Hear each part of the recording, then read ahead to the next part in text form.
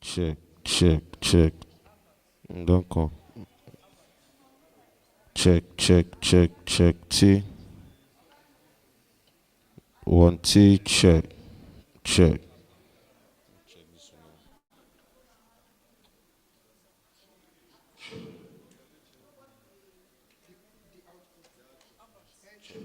Check T.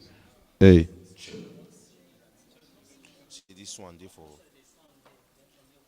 this. Check this one, they for this delay. Check. Bring am now. Check, check, check.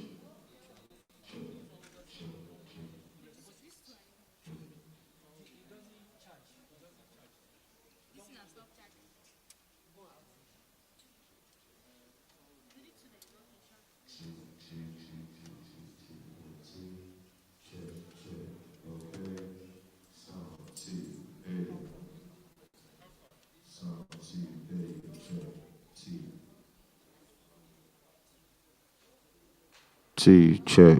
One T. One T, check, check, check.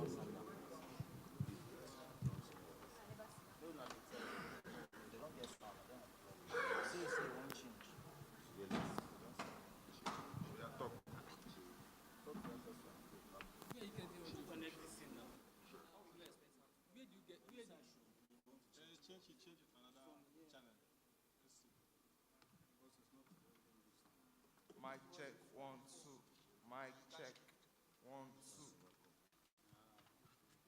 Mic check, one, two. Check, check, check.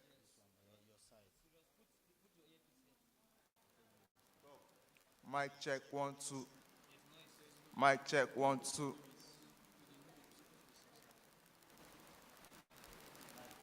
Mic check, one, two. Check, one, two.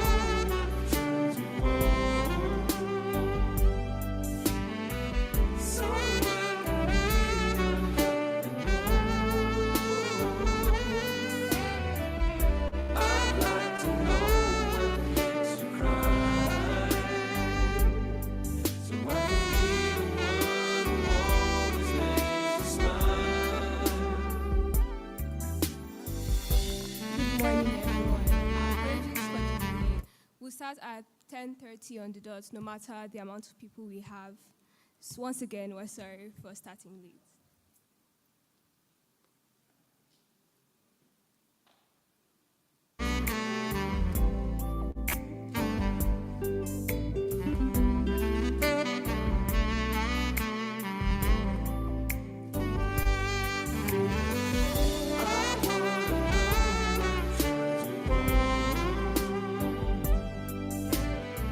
So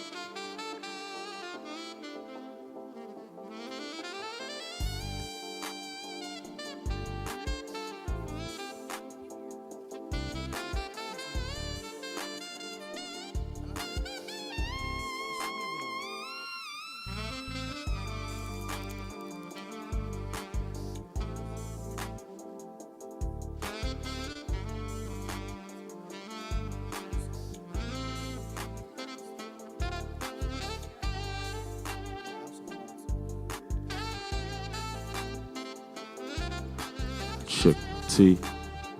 1 T. Check. Check T. 1 T. Okay. T A.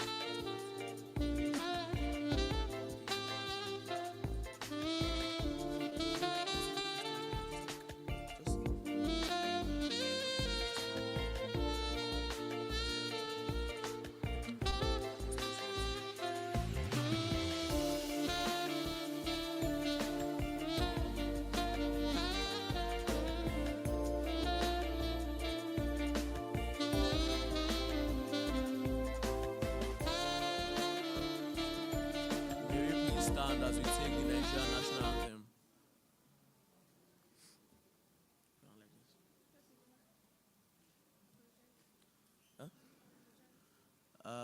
I'm sorry. May you please stand as we take the Nigerian national anthem.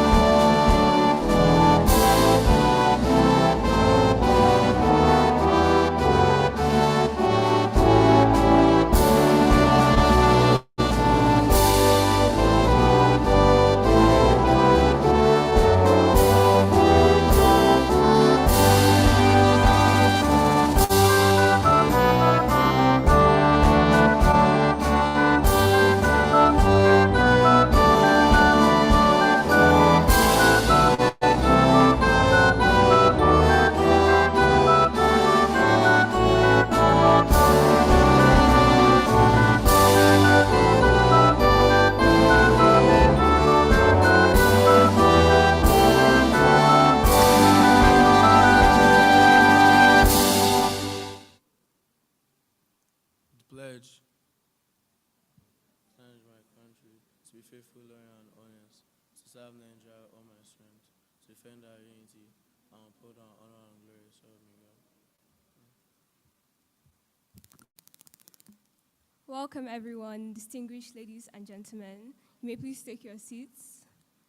Our apologies for delay for starting late today. We are gathered here today to celebrate a remarkable achievement. Over the past 2 months, our team at Playback Nigeria have worked tirelessly to introduce a community-based intervention to 8 schools, reaching over 1,600 students and 160 adolescent boys and girls. My name is Sehila Zaman, and I'm honored to be your master of ceremony today. I'm an adolescent just like many of you, and I'm passionate about making a difference in our community through theater and play. We've come a long way, and we've learned so much along the way. We've learned that together we can make a difference. We've learned that our voices do matter, and that we can create a change in our society. I'm not here alone. I'll be supported by my colleague and friend, Benga Obashola. Benga, what should the audience expect from us today? Your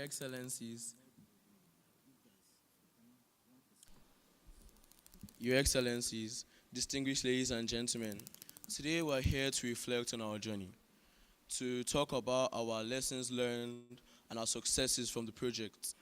We're here to celebrate our achievement as we look towards a future where gender-based violence is fully eradicated. We'll be having performances, panel discussions, Q&A sessions, and lots more. So let's come together. Let's share our stories. Let's be one. As we talk today, let's be impacted from today. Thank you. To kick off today's event, we'll be taking a welcome address by Hannah Obashola, one of our Improv for Kids members at Playback Nigeria. Let's give her a warm welcome as she makes her way to the stage.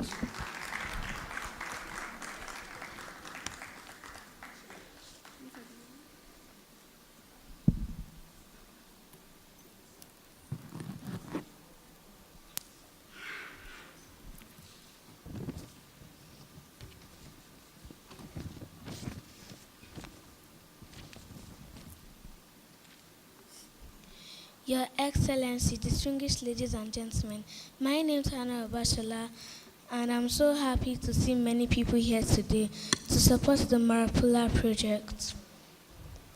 As a child, I know that we all deserve to feel safe and loved, but sometimes some of us experience hurt and pain because of gender-based violence.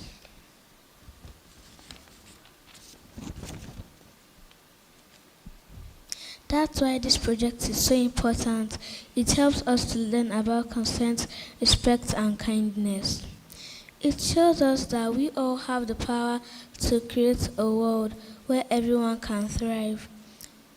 Today, we gather to say no to gender-based violence and yes to a brighter future for all. Let's work together to make sure everyone can grow up feeling valued, respected, and loved. Thank you for being here, and let's make a difference together. Once again, welcome. Thank you very much, Hannah. As she said, some of us may be going through hurt and pain because of gender-based violence. And that's why we are gathered here today, to join forces and put an end to gender-based violence. Briefly, we would like to recognize some of our special guests who have honored us with their presence today. So please, can we give a round of applause for Mr. Tunde Aremu from Play International Nigeria. Ms. Oluwafisayo Aranciola Fakayode, Advisor, Human Rights and Law, UNAIDS Nigeria. Thank you. Distinguished ladies and gentlemen, the United Nations has designated June 11th as the International Day of Play.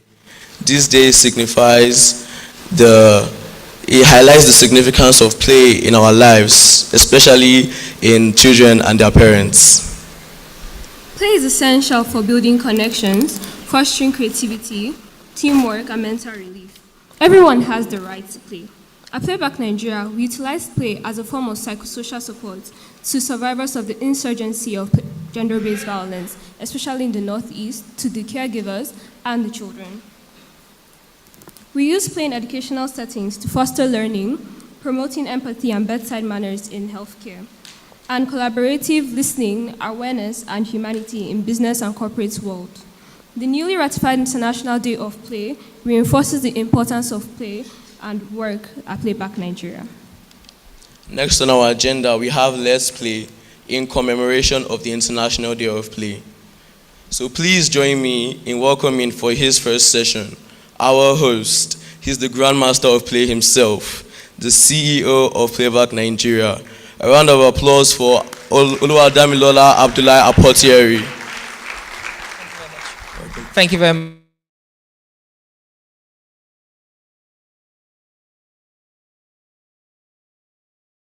And apologies for starting behind schedule. I had threatened, I said, if the Honorable Minister is not here by 9, we're going to start at 9.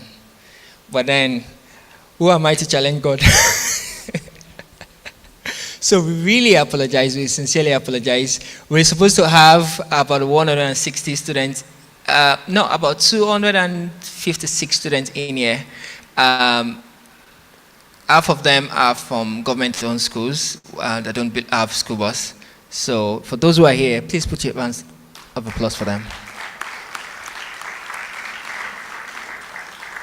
Before I do Let's Play, on behalf of the MCs, may I once again recognize some of the future leaders in here. I have been doing this for over 20 years as an MC of children's events. And as a child, I started as a child. So please put your hands together for Taylor and Benga Bashala. So that maybe in the next 20 years, one of them might probably be the COO or CEO of Playback Nigeria, and then they will be mentoring other people to do this. Want to recognize Lelabdo Zom School. Thank you so much for being here. Please put your hands together for them. We would also want to recognize, according to how everyone is seated, GSS Area 1. Thank you so much for being here. We would like to recognize Olumawo School. Thank you so much for being here. And GSS Paduma. Thank you very much for being here. Have recognition for White Pearl International School. Have recognition because the whole crew is not yet here. And to everyone, most especially our guests, Mrs. Olufisayo Awansiala from UNAIDS, thank you so much. Mrs. Adegbagbo, I'm told not to recognize publicly, so thank you so much for being here. We have Mr. Ibrahim from UN Women. Thank you so much for being here. Plan International, Mr. Tunde Aremo. Yes, sorry, sir. Why am I looking? Thank you so much for being here.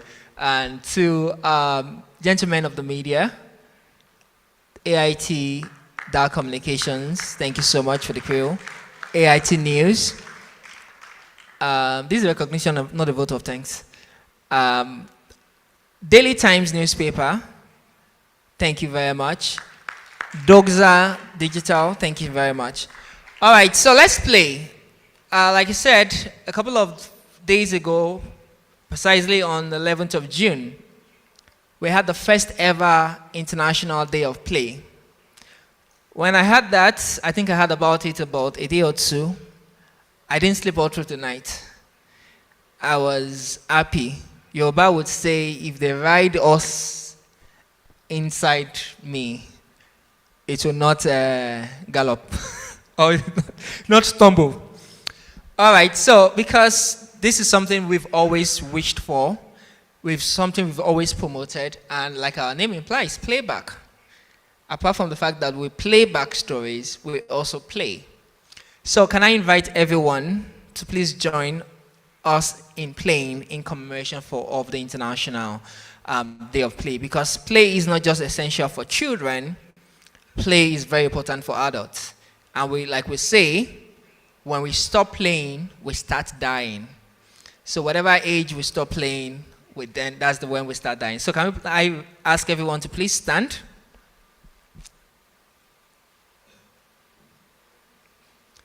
We're going to walk around this space, and you're going to introduce yourself, meet new people, and just say, hey, hello, how are you? And get their names, right? Ask them questions, personal questions about them that they would like to share. Names, the best food, and be free to walk to adults. Because I'm going to call on about 3-4 people to come on stage and tell us who they met. Is that okay? So, can you please walk around and just introduce yourself to people? Tell them your name, the best thing about you, your best food, your village. So walk up to someone. You have just 30 seconds to do that. You need to walk up to at least 3 people who are not from your school or from your organization.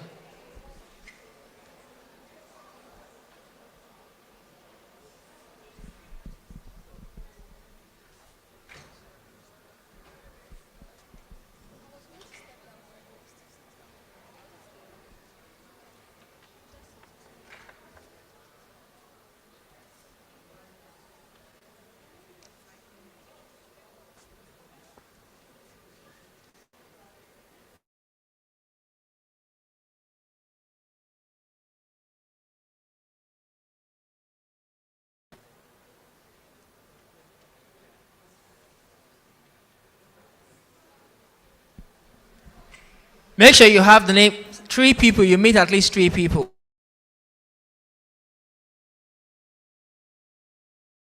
In your meeting.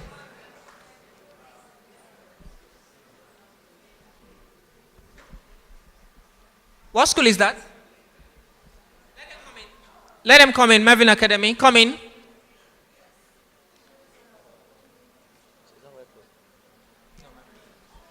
So what we are doing, Mervyn Academy, before you go to your seats, walk up to at least 3 people, introduce yourselves to them, tell them your name, your state or village, something people don't know about you. If you are at home streaming, you can also do that. Send a chat to someone on Zoom. If you're watching live on YouTube, you can also improvise and do something about that.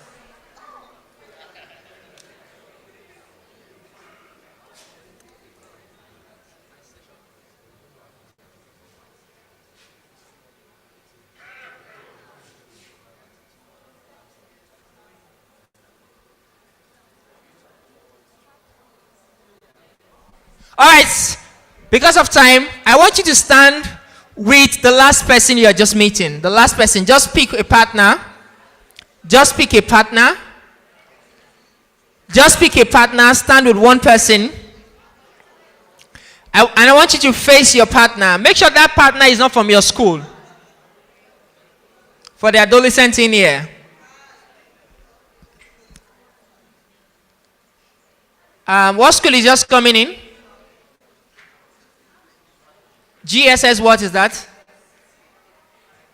Gaki.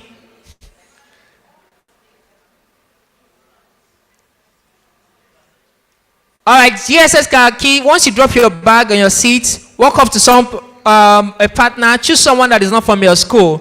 If you don't have a partner, raise your hand yet. If you don't have a partner yet, raise your hand. Walk up to someone. So look for someone who doesn't have a partner. You're going to do an exercise. I want you to face your partner. Find your own space with your partner. Find your own space with your partner. You can come out here. Ms. Olusayo, time up. Choose a partner. Just one. So everyone choose a partner. We're doing an activity that involves just 2 people. What school is that? Everest Heights. Okay. So just choose a partner. I live here. Come and be my partner. Now I want you to face your partner. Just one partner. Just one partner. Don't stand with people. Mr. Tunde, who is your partner, sir? There's someone behind you. All right. I live here. Come up.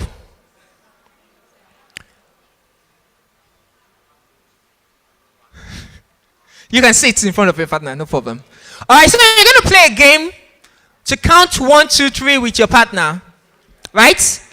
Find their space. Don't clog together, everyone. So you're going to count 1, 2, 3 with your partner, and this is how you're going to do it. You say 1, your partner says 2. You go to 3, your partner go back to 1. So there is no 4. So it's 1, 2, 3, 1, 2, 3. Example. 1, 2, 3, 1, 2, 3, 1, 2, 3, 1, 2. 3. That's it. Right? Just face your partner and count 1, 2, 3 till I stop you. Let's go. 1, 2, 3, 1, 2, 3, 1, 2, 3, 1, 2, 3, 1, 2, 3, 1, 2, 3, 1, 2. 2.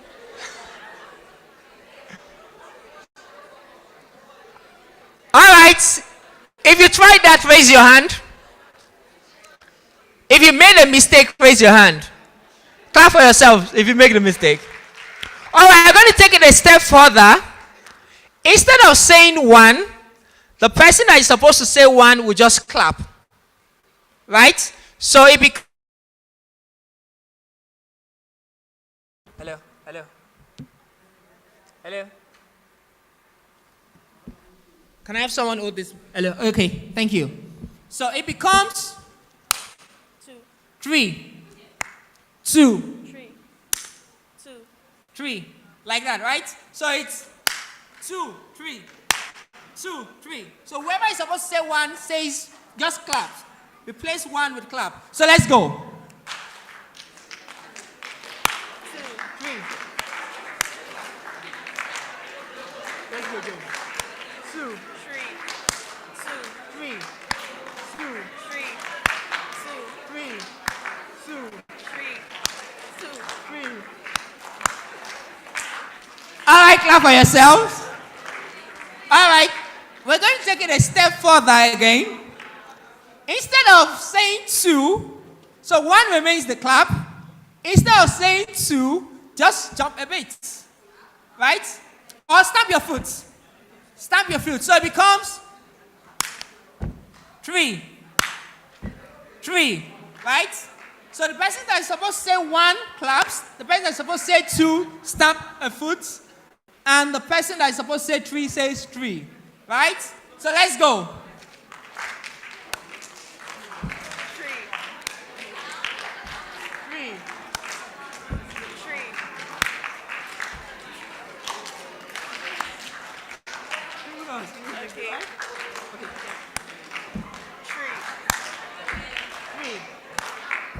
3, 3, 3.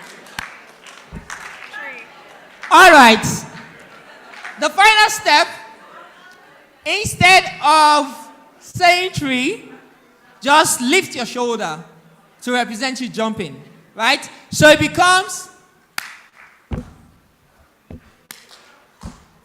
right? Let's go.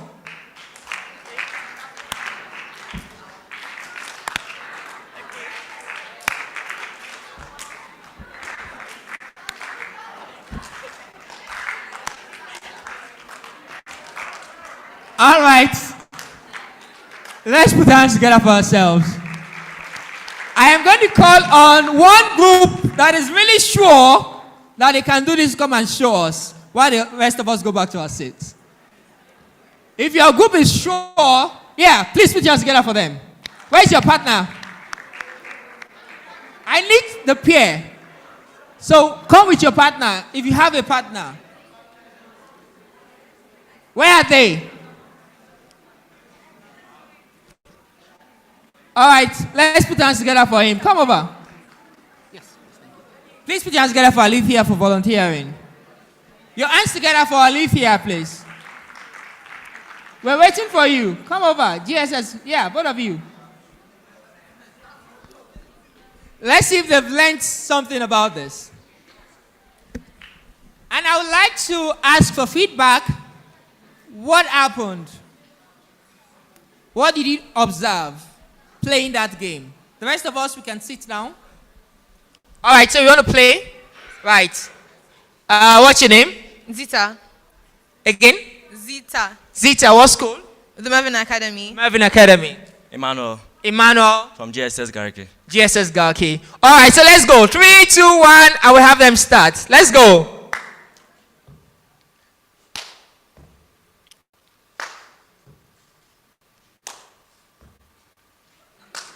put hands together for them. Thank you very much. So one of the things we learned from playing is teamwork, collaboration. Both of you developed something. Another thing you can learn from play is trust. Trusting that your partner got your back. Even though when we make mistakes, we laugh about it. That's something play teaches us. And then you move on, you try again till you perfect it. I bet you if you try this every day for the next 7 days, you'll be a master at doing it. So please, in all you do, whether you're a teacher, you're a student, you're a parent, you're a government worker, don't start dying. Continue playing. Thank you very much.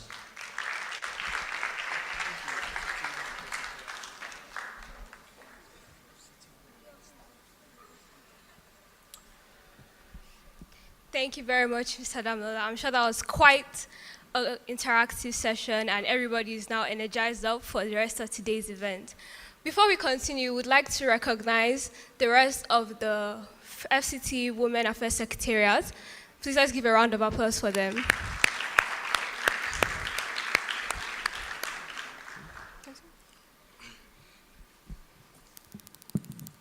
Distinguished ladies and gentlemen, as we launch the Maru-a-pula project in the FCT, our ultimate goal is to expand to 10 other states with the support of key stakeholders, and we are delighted to have the support of the government agency responsible for women and children. We are thrilled to have the FCT Women Affairs Secretariat as our partner, and we appreciate their leadership and commitment to this cause. Please join me in welcoming. Okay. So unfortunately, we don't have our permanent secretary of FCT Women Affairs around, so we'll just skip to our next agenda. We'll be taking the goodwill messages from some of our stakeholders and partners who have honored us with their presence. So please, let's give a round of applause as we welcome Ms. Oluwafisayo Aranciola Fakayode, Advisor, UN AIDS, Nigeria.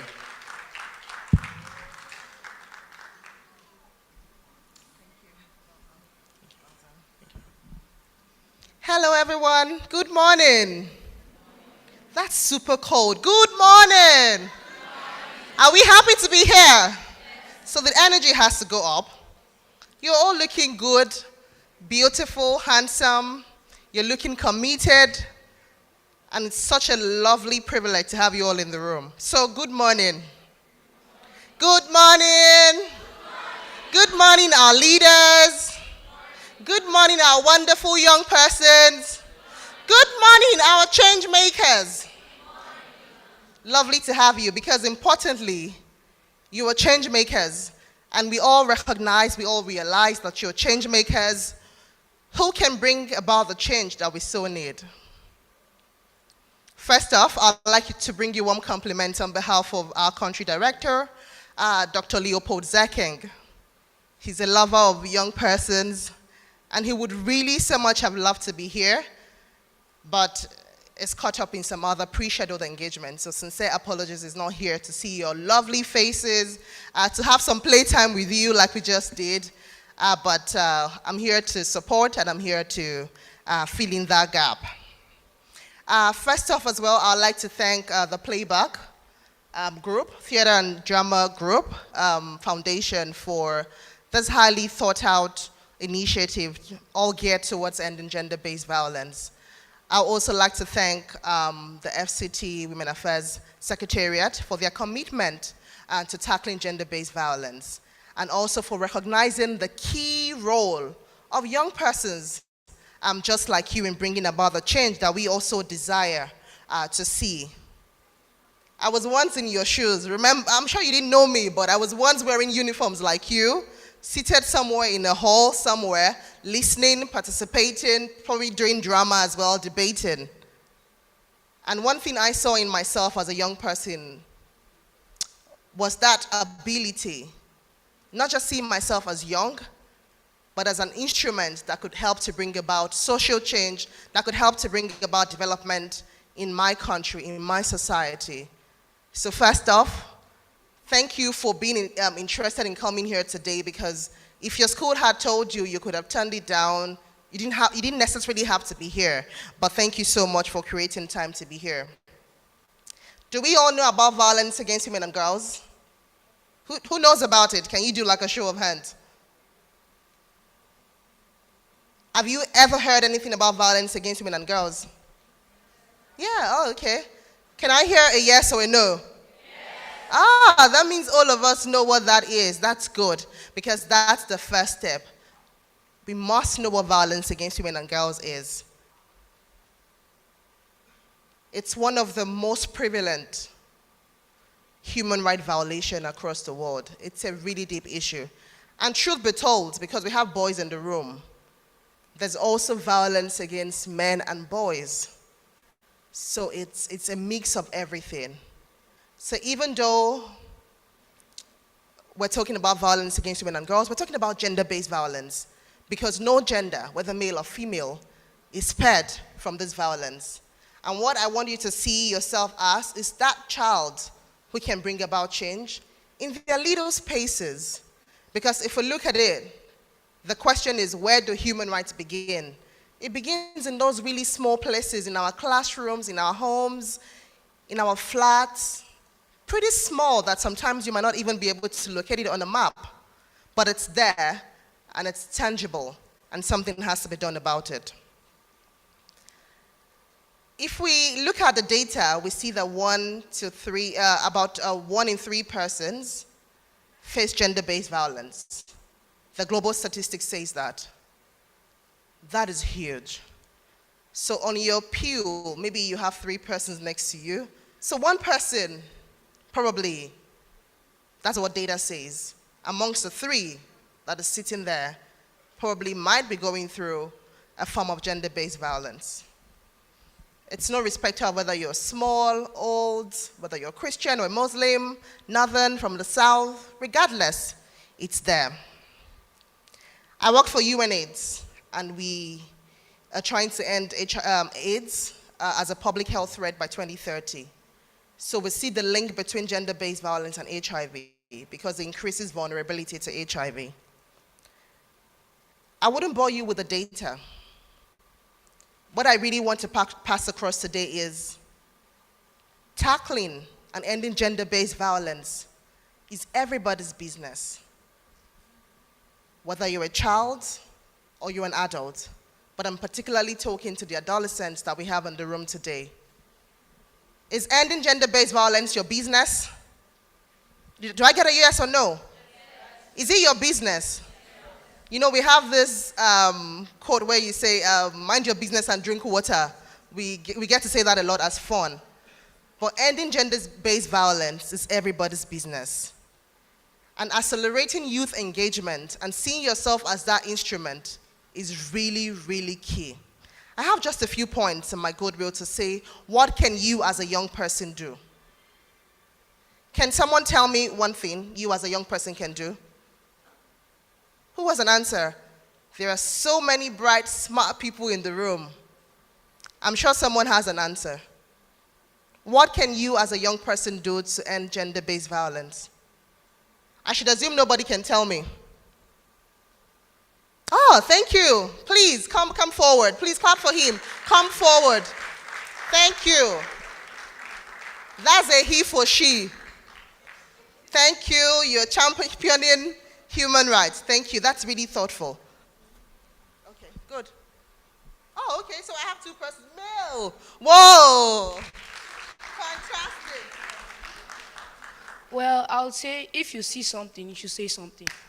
Fantastic. If you see something, say something. Well, me, I would say that if you see whatever that is not good, that we must speak up and speak against it. Speak up. Speak up. Speak up. Speak up. Speak up. Thank you so much. Thank you both for telling us what to do. So one person said, if you see something, say something. Do we agree with him? The other person said, speak up. Have you ever heard Sarasoke? So we are in the Sorosoke generation where you have to speak up. We all have voices, and we have to use that voice for positive change. So the first thing I would say to you is commit to ending gender-based violence. That is really key. Our commitment comes from here. As a child, I committed to ending human rights violations and abuses wherever they happen. And from the time being, I knew what I wanted to do with life. And I'm still in that path. So commit to ending gender-based violence. The second thing I'll say to you that is your role as a young person is to educate yourself. Keep learning. I know in your schools you have family life and health education, some other civic education. If you don't know what it is, you can't tackle what you're trying to tackle. So we have to keep learning. In schools, we have access to some document in the library. I mean, you can read up about human rights, you can read up about gender-based violence. Because if you don't have those skills, you can't give what you don't have. So please, and as we're here today, we're here to play and learn. Are we here to play and learn? Yes. So that's what we are here to do. So educate yourself about it. Someone has already said what I have as my third point. He said, speak up and speak out. In your schools, in your homes, in your churches or mosques, there are people you can talk to. There are times your benchmate in school does not come to school because of one reason or the other. He or she shows up in school the next day and tells you they were assaulted, or maybe the person is about being given out in marriage like a small child. We know about child marriage, do we? That's a form of gender-based violence. So when that person tells you like, oh, Damilola, I'm really worried for myself because my uncle or my mom says they're about to betroth me, or I'm about to get married to someone else. What do? Do you look the other way? Our young man has told us, if you see something, say something. You can talk to your principal. Are you your brother and sister's keeper, or you look the other way? I need responses from you. Are you your brother and sister's keepers? Yes. Are you sure? Yes. So if you're your sister and brother's keeper, you want them to go through school just like you. You want them to complete school just like you so that they can be the best of who they want to be. So if you see things like that, someone is at home being abused, physically, sexually, otherwise, whatever it is, I'm sure there's someone in your school you can talk to, like your teacher, the counselor, the principal. There must be someone who is a safe space for you in school that you can report to. And it doesn't have to be someone, it could be yourself. So it also starts with speaking up for yourself, and that is what Speak Up is. The fourth thing I'll say is believe the stories of survivors. So survivor is someone who has gone through or who is going through a particular human rights violation or gender-based violence, whatever it is. So when they come to tell you stories, do you hear, and then Lucia goes to tell Daniela that someone said instead of standing up for them? Is that what you do? Or Bisola goes to tell Benedicta that, oh, see what this person said, instead of standing up for them?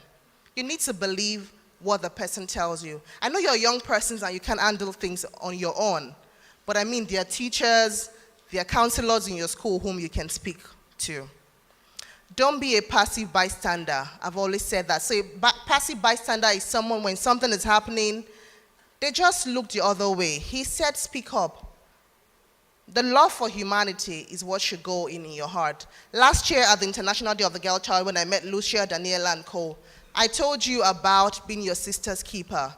You're watching out for each other. It's not about unhealthy competition. It's about seeing everybody grow. I'm sure when you all grow older, you want to be able to point and say, oh, Razak was my classmate when he becomes the president of the country. Do you want to be that kind of person? And you also be doing well in your own different spheres. So someone is a minister and you're saying, oh, we were schoolmates, we were classmates. But if you don't speak up for them, if you don't protect them by reporting to the people who can do something, they can't reach their full potential. How many of us use phones? Like you're not stealing it to use. You probably are grown enough to use a phone.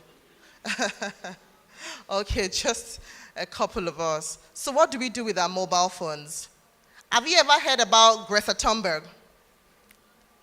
Who has ever heard about her?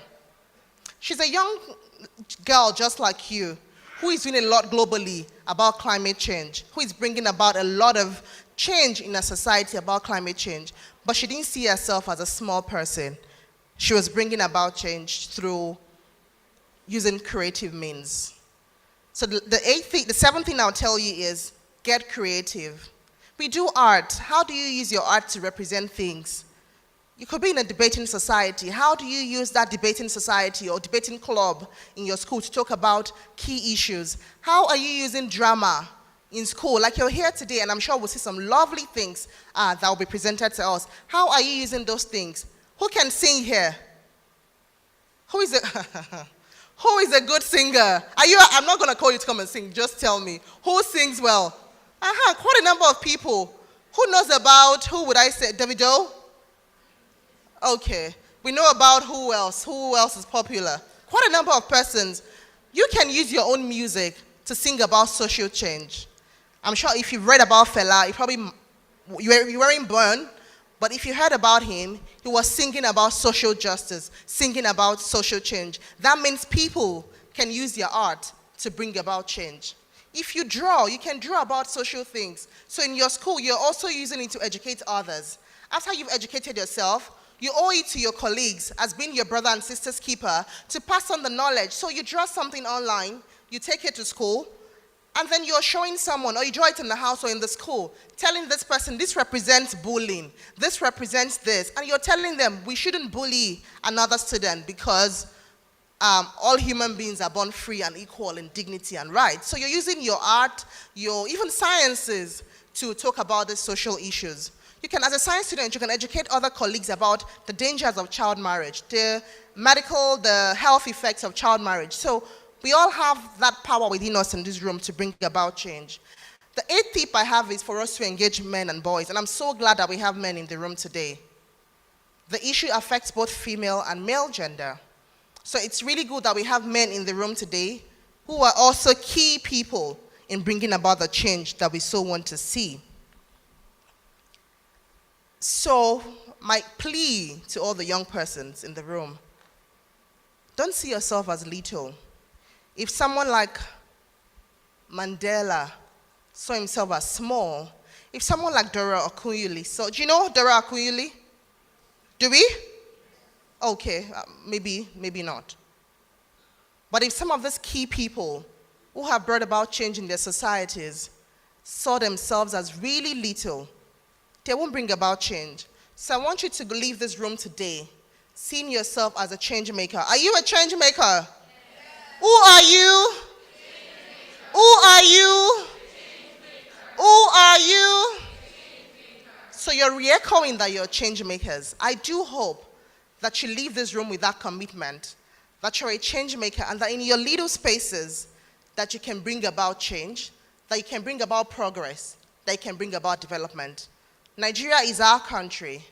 If you're not Nigerian by nationality, you're here, living here, so you're still part of the Nigerian populace. So we owe it to the country to create a country where men and boys, where girls and women can live free without fear of violence. I mean, some of you go back to your homes, you sleep in really cool air-conditioned rooms, you have a bed, but there are some girls who, when you're leaving school, when you jump into your car, you hop into your car, you're excited to go home, whose heart skips? Why is their heart skipping? Because they're going home to violence. They're going home to a space where they don't feel safe. And when you see things like that, you sense it. You owe it to humanity, you owe it as a duty to speak up for them, to be your sister or your brother's keeper, in order to make sure that everyone can live free of violence and we can all achieve our maximum potential. Please, I'm imploring you as you leave here today, as you play, as you go about your lives, don't forget that you're a change maker. Remain committed to bringing about change in your own spaces. You're not too young to bring about change, and that's the truth. You are not too young to bring about change. What did I say? So let us remember that violence against anybody, whether male or female, is never excusable, never tolerable, and never acceptable. And we must continue to do what we have to make the world a better place for everyone. Thank you all so much, change makers. Keep making changes and being the best of who you are. Thank you. Let's give Ms. Oluwafisare a round of applause. As she said, it is our business to end gender-based violence. No matter our age, we can make a change. We must be committed to end gender-based violence. Well, next we'd like to take a goodwill message from Mr. Tunde Arimo from Plan International. Let's give him a round of applause as he makes his way to the stage.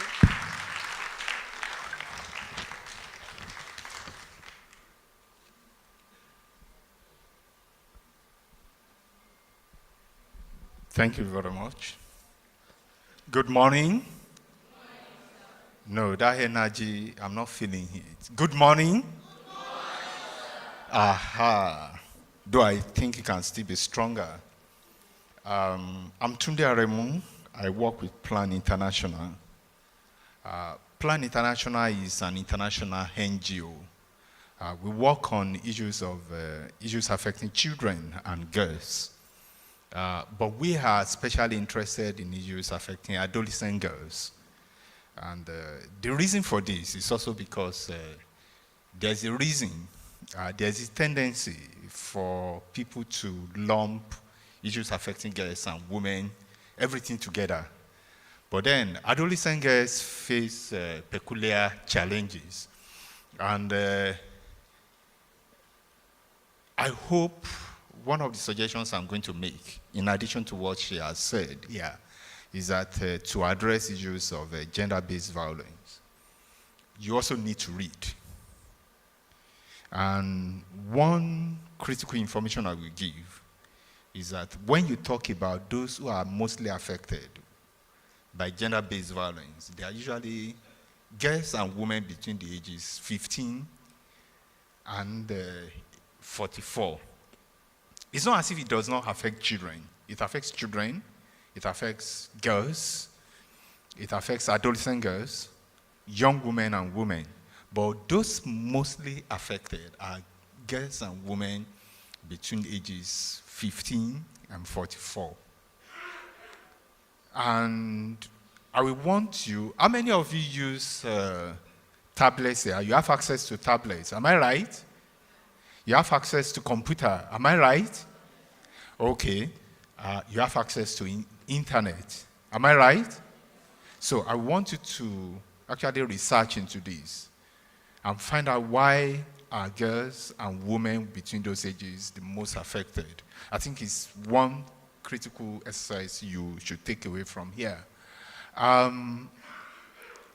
Let me send goodwill, say a big goodwill from the country director of Plan International, Mr. Charles Use. Unfortunately, he is at another program, so he couldn't make it. He would have loved to be here. And as I said, Plan International is very interested in issues affecting children and girls. And for us, the most important thing is that we work and see to it that girls especially, and all of you young people, are actually empowered to the extent that you can articulate issues affecting you, own the issues affecting you, and drive the change that you desire. That is what we work on. And we are looking forward to it that in the next 4 years, at least 20 million girls in Nigeria are able to learn, lead, decide, and thrive. And what do we mean by that? That you are able to have access to education, whatever type of education you desire to have. And then you lead in the issues affecting you. You are the place where issues affecting you are being discussed. And that is why, I don't know how many of you have ever heard of Adolescent Wellbeing Conference. That was a conference we had recently in which we had adolescents in the room actually discussing their own well-being. And we had ministers in the room, we have heads of government agencies, people from international NGOs, and people from the UN agencies also in the room, discussing with girls and young boys issues affecting them, especially around health. And when you talk about health, as she said earlier, issue of gender-based violence also comes in. And one of the things we also want you to take note of is that when we talk about gender-based violence, it's not just in physical form. Hello? It's not in form of physical attacks alone. How does gender-based violence also manifest apart from physical attacks? Any of us who can talk about it? Hello? Apart from physical violence, in what way does it also manifest, gender-based violence? Yes? Yes, it takes the form of cyberbullying, yes. Any other way, yes? Hello?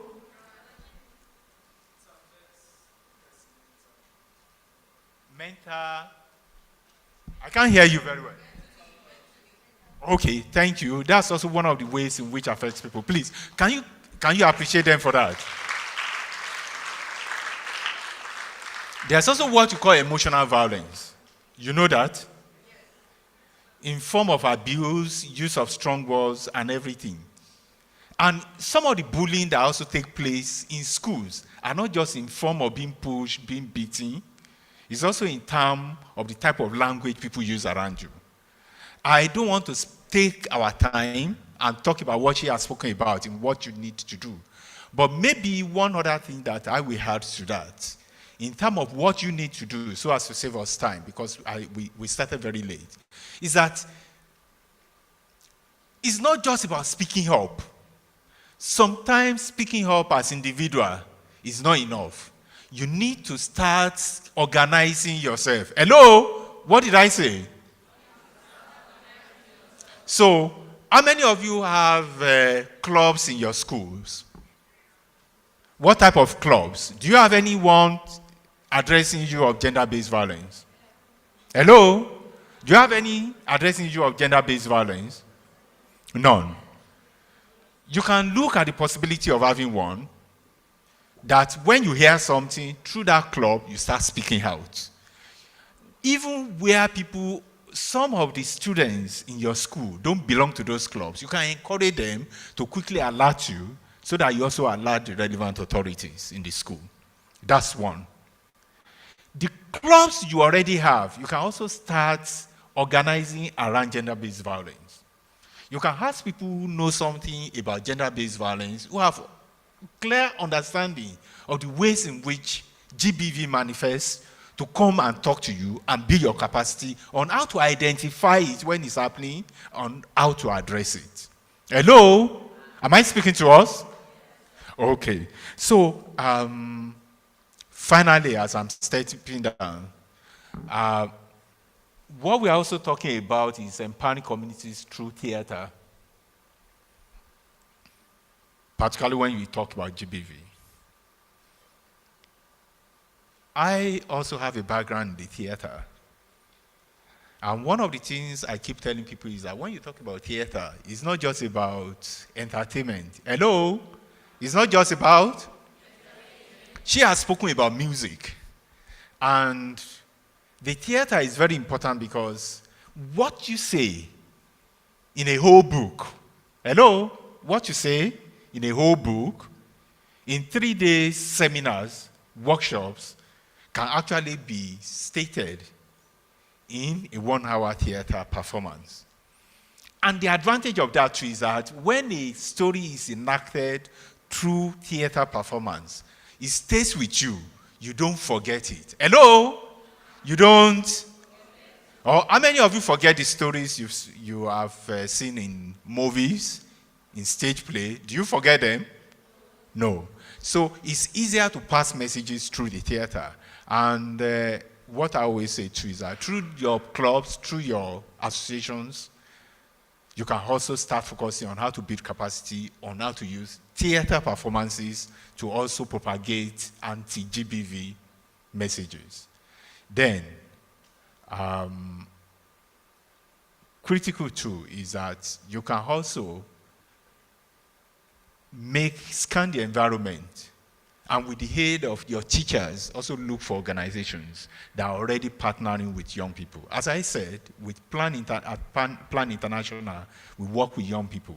And we have what we call Girls Get Equal. What did I call it? It's a global platform. It's not just a Nigeria platform. It's a global platform. We have Girls Get Equal in virtually all of the 75 countries where we work. And all those young people work together. It's about girls' issue. We address issues of gender-based violence. But it's not only girls who are on that platform. We have both girls and boys on that platform. So I look forward to some of you going to our website, clicking on where you have Girls Get Equal, and joining that platform. Thank you very much.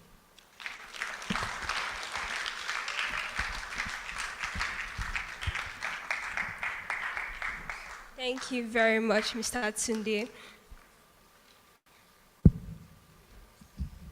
So next, we'll be having the image theater session by Playback Nigeria.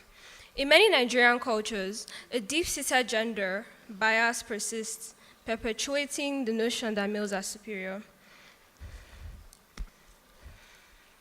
Image theater is a powerful tool that has been utilized in raising awareness about social issues like gender-based violence. This technique was highly effective during the Maru-a-pula project. By using frozen images, the adolescents we worked with were being able to depict scenes representing the various aspects of gender-based violence, such as domestic violence, sexual harassment, and discrimination. Through image theater, we encourage audience participation, allowing individuals to step into the scene, offer alternative solutions, and empathize with characters' experiences. This interactive approach helps break the silence around gender-based violence. It fosters empathy and understanding, encourages collective problem solving, and promotes social change and accountability. Today we'll briefly engage with image theater to explore how each of us can play a part in changing the narratives around gender-based violence. I'm pleased to introduce the CEO of Playback Nigeria, a trained applied drama and playback theater practitioner, and the first Nigerian to master the art of using applied theater for social change at the University of Witwatersrand for Live Division. Oluwadamilola will lead this session. Thank you. Thank you very much for that honor, Gbenga. So, I don't know if I mentioned this earlier on. My session is 30 minutes, and then they forced me to break it into pieces. So, you're going to see my face as many times as possible. One of the things we're doing is to walk you through the activities we did to come up with this intervention. And at the end of the day, if there's time, we would present some of our findings. Otherwise, we'll send them to you via email. So it's playback. It's not sit back. So when we play, we move. So I'm going to invite every one of you. Before then, recognize the presence of core members. Corpers, we. They are shy. All right, please put your hands together for the core members present here. Thank you so much for gracing this occasion. Gender-based violence is a collective issue that we must deal with collectively. So thank you very much. Please, can we invite everyone to stand? Thank you.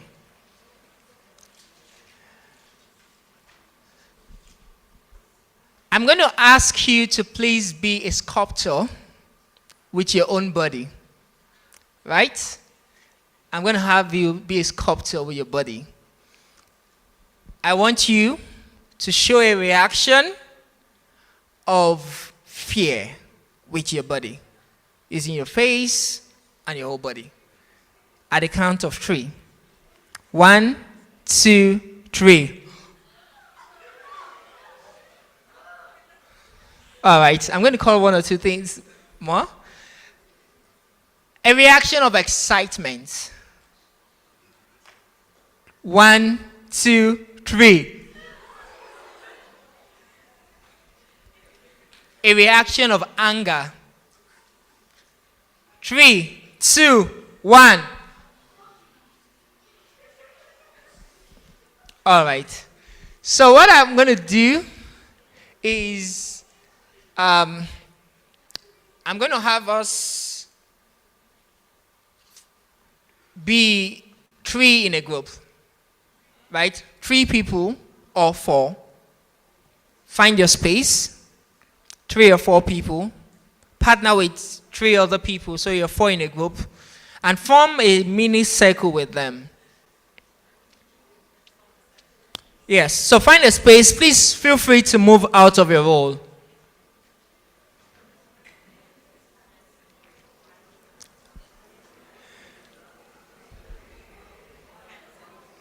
A mini circle just for you to be able to see yourself. So you can step down. Ma, you can step down, ma, and use the space here. You can step down and use the space here. So what I'm going to have you do, can we have the core members step down? Don't worry, feel free, join us, have fun. I said it earlier, I said we start dying when we stop playing. So allow yourself to play. All right, what you're going to do, acknowledging the fact that this event is being recorded for broadcast, we're going to form an image, a group image, right? Not 4 different images. A group image of gender-based violence, right? A group image of gender-based violence that you can easily find in your community. We've talked about, I'm sure some of the guru messages have highlighted the fact that we have physical violence, sexual violence, emotional and psychological violence. We have economic violence. So form an image. Can I have 1 or 2 of the improv members come and join me on stage to just show what an image looks like? Somto and Taylor. All right, can I have you please come fast. I'm not going to have them put their hands together for you. All right. So, okay, let me have a male in place of Taylor. Thank you, Taylor. Can I have a male? Any of the Lumao students? Yeah, okay, come. Put your hands together for him. I'm going to have them put your hands together for This is not gender-based applause. All right.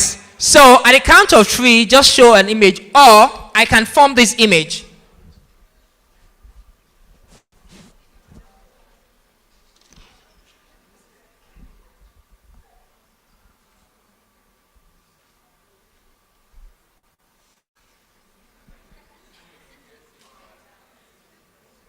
What do you see? Domestic violence, right? So that's what an image looks like, right? So create a collective image. I welcome UNFPA. Thank you so much for joining. All right, so create a collective image. Create a collective image.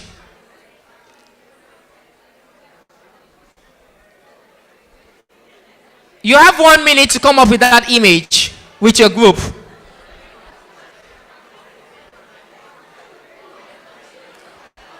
And Afsat.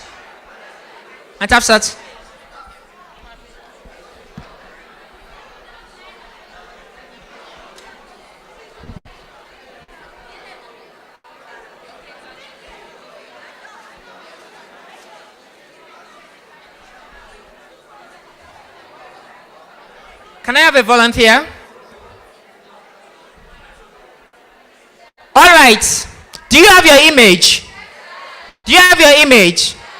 All right. I want you to call on a group to volunteer themselves and show us the image they have. Any group. All right. What school is that? Lela Blossom School, right? All right. Is that what school? Marvin's Academy. All right. Please put your hands together for them. The rest of us, please thank your partners as I say thank you and go back to your yes. On stage.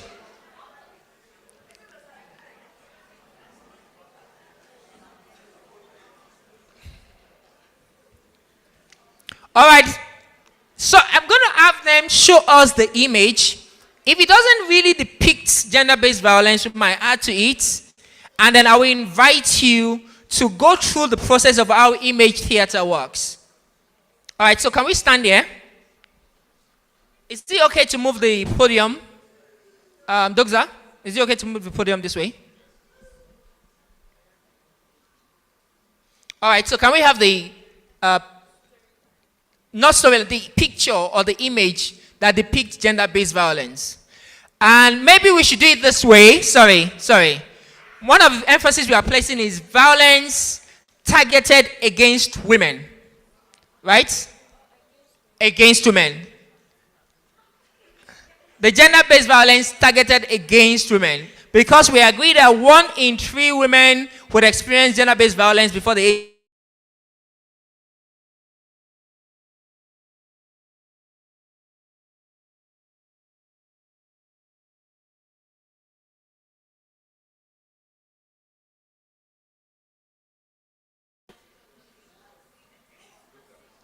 All right, I'm going to help them out to create something.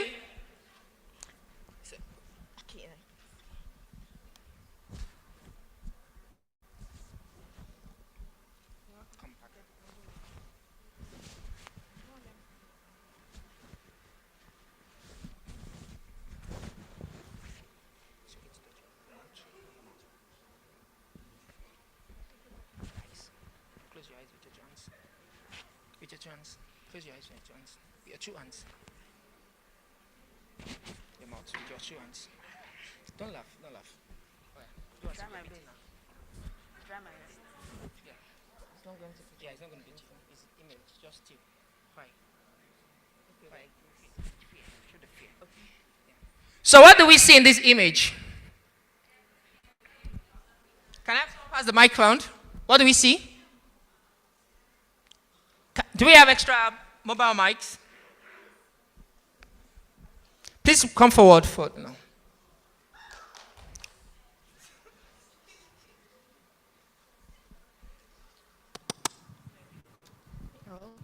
I see a guy hitting a girl, and then the other girls are pretending not to see what's going on.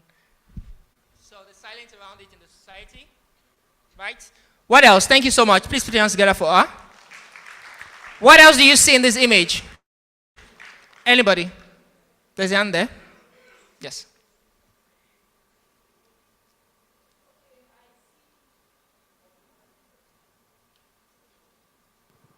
Okay, I see domestic violence between the guy and the girl.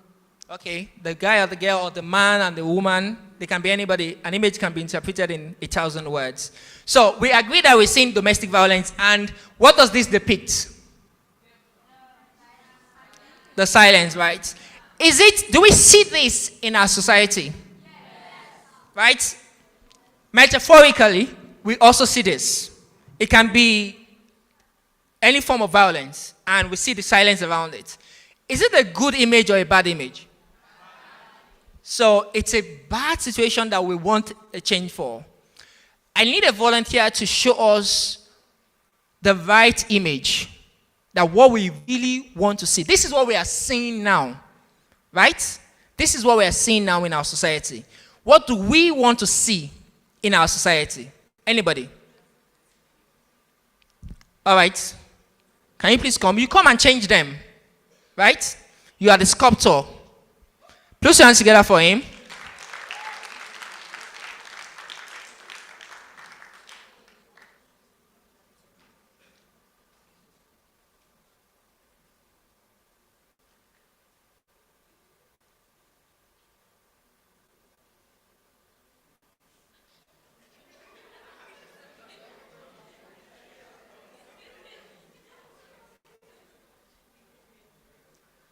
Let's be conscious not to back the audience, though.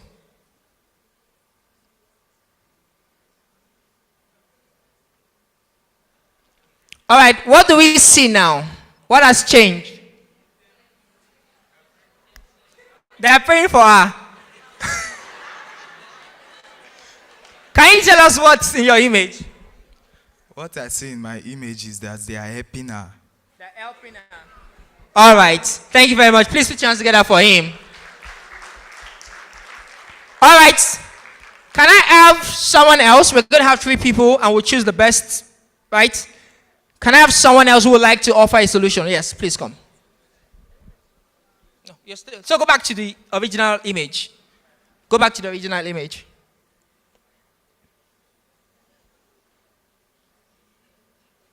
Oh, yeah. Yes.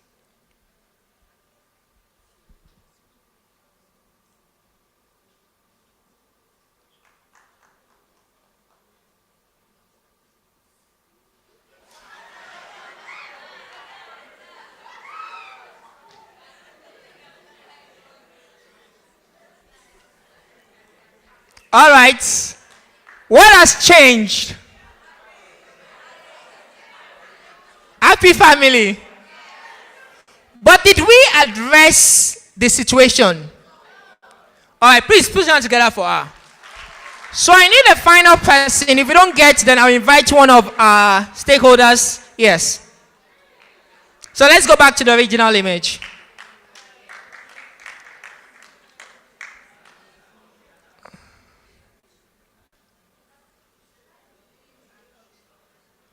What we want to see, right?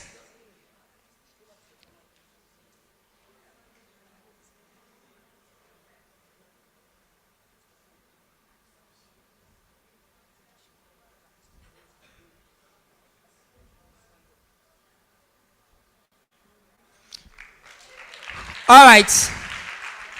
Has something changed? So what has changed?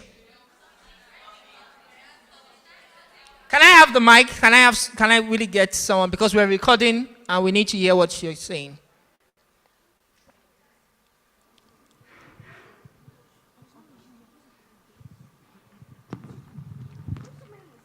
They're helping her to stand up against the guy. They're helping her to stand up against the guy. What else? Thank you. We can pass this mic. Can I have one of the volunteers? Where is Reynard? Or Zara? Anybody? They are preventing the boy from hitting the woman. They are preventing the male gender from hitting the female gender. One more. From this side.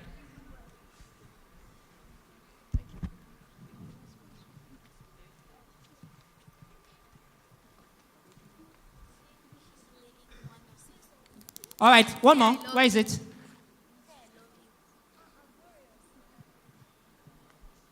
Anybody?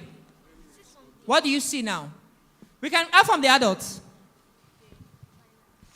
The girl stopped the boy from hitting her and then helped her up. So the community intervened, right? Yes, sir. So let's put hands together for them. Is it a solution? Is it a solution, or is it what we want to see, or the process to what we want to see? Okay, so can we keep that? Keep that. Thank you so much, Somto. Can we keep that? Can we look for what we want to see? What we want to see. We've seen what is in place. We want to see the image. What we want to see. Is there anybody? Or I put someone on the spot. Right. Let's put hands together for our mommy.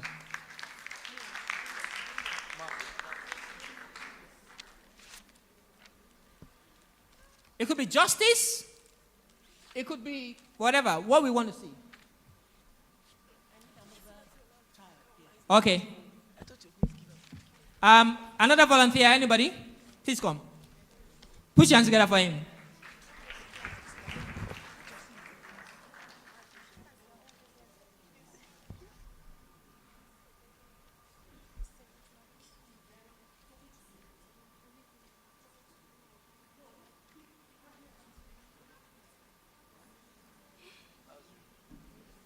A still image. It's still a still image. Don't smile.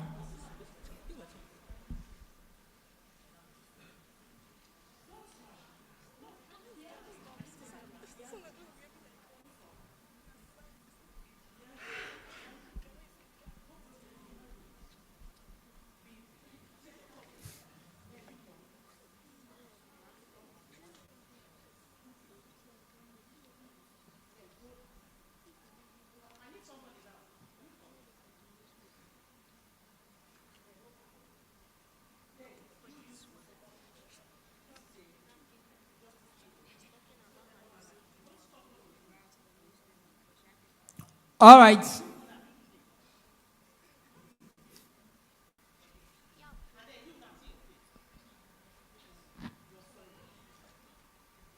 All right, remorseful, and the community is changing. All right, let's put our hands together for mommy. That's one way of what we want to see. Another way could be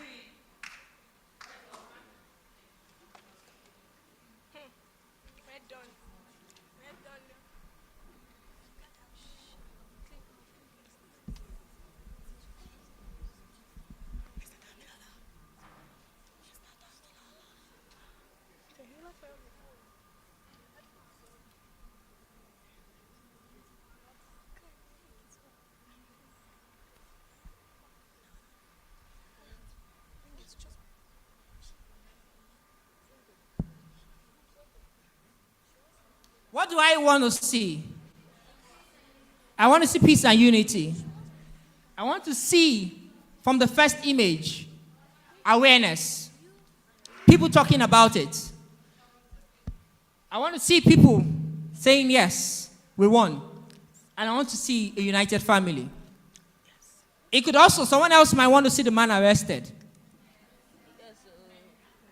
Right? So it could be a solution to it. But we don't move from the first image to this last image. It takes a process. I asked you to keep one image initially. We'll keep that as the fourth image. So we need 2 more images.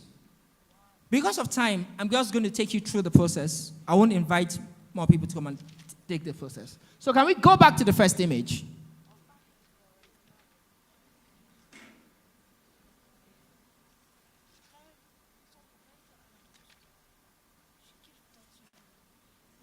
So the first image depicts what we are really experiencing now. But change doesn't come overnight. Something must happen. So I introduce you to this neighbor coming in and noticing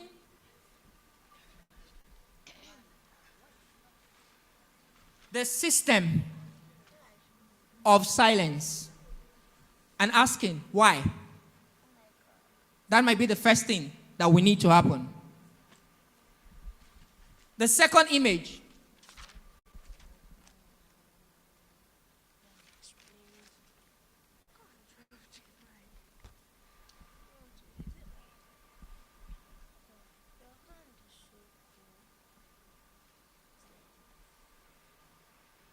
The desire to take action to solve it. The third image.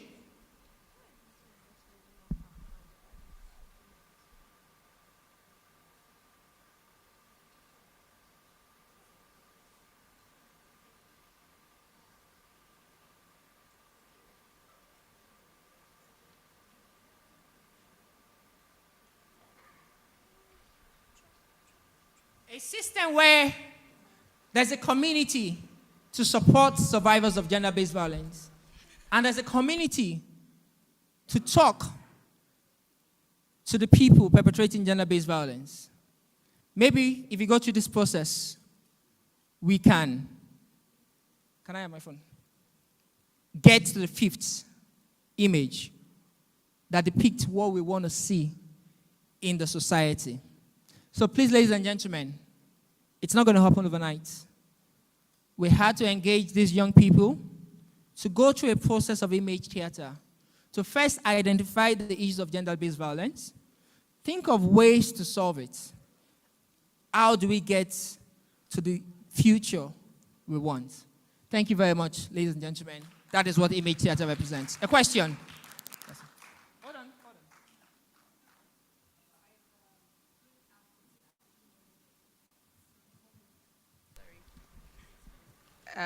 Good morning, everyone. Apologies that I came in late, but I think there's something that I would like to see, which I think is the overall thing, which I haven't seen yet. It's that I really want her to be empowered, for her to be able to stand for herself. I see that the community is coming in. I see that we want unity, but I see her always on the ground when people are saving, because that's really not what I want. I don't want her to be down there when every other person is safe. I want her to be her own voice, to be able to say, no, enough is enough. This shouldn't happen to me. And that's the entire. Thank you very much. That's a very valid point, and that's why it's possible to introduce more than 5 images. Because of time, we had to limit ourselves to those 5 images. Mr. Adegbago. No, thank you very much. And I was just going to write on what she said to say we were having a side conversation about how sometimes it's also the solutions from within. What would it look like for her? What does she truly want? You know, we probably want to see peace and unity, but is that really, you know, how do we define from our perspective and from the survivor's perspective what that really looks like? And so maybe an image I would have loved to see is a process that involved her in finding solutions to her situation. Right? True. And we would have 1,000 images in this room if we had the time. Like I said, thank you very much, Ma. Like I said, each of you, when you try this out, you come up with different solutions. I would like to recognize the presence of AIG, Aisha Baju. Thank you so much for joining us. She's the AIG in charge of veterinarian and the gender advisor of the Nigerian Police Force. I think the first female AIG. Is that right? Thank you so much. Please put your hands together for them. So like we said, what we want to see in a society differs. We want to see justice. We want to see unity. It depends on what you come up with at the end of the day. Thank you very much. I'll be back. Thank you very much, Mr. Damilola.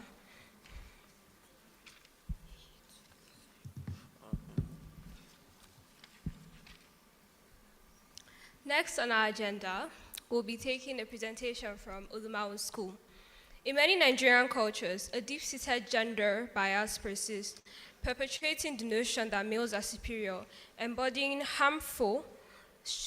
strength, authority, and inheritance. This harmful mindset contributes to the alarming rates of gender-based violence. To shed light on this critical issue, we proudly present a thought-provoking performance by the students of Ulumawu School, Abuja. Their powerful presentation will bring attention to the urgent need for change and gender equality. Please enjoy. Let's give them a round of applause as they make their way to the stage.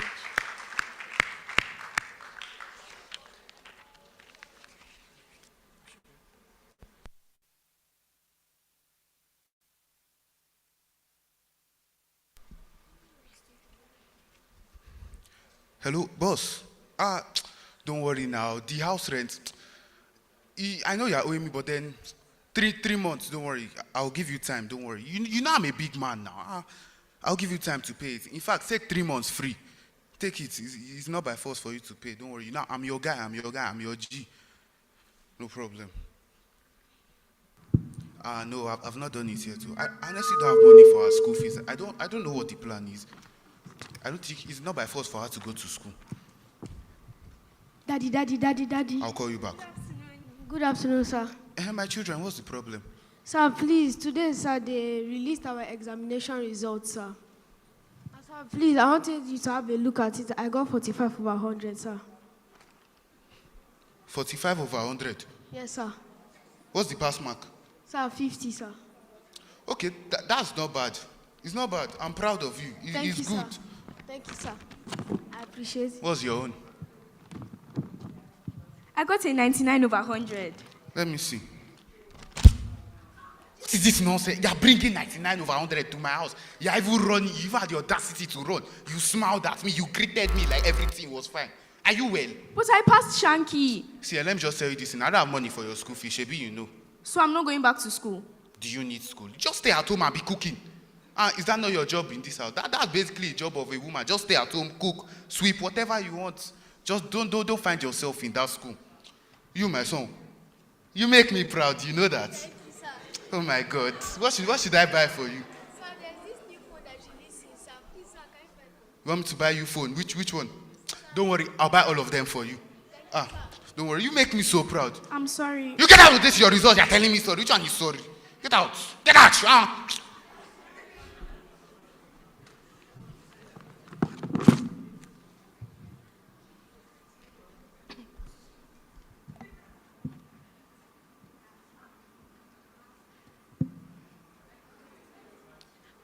My husband, your food is ready. It took you 5 years to bring my food. I'm sorry.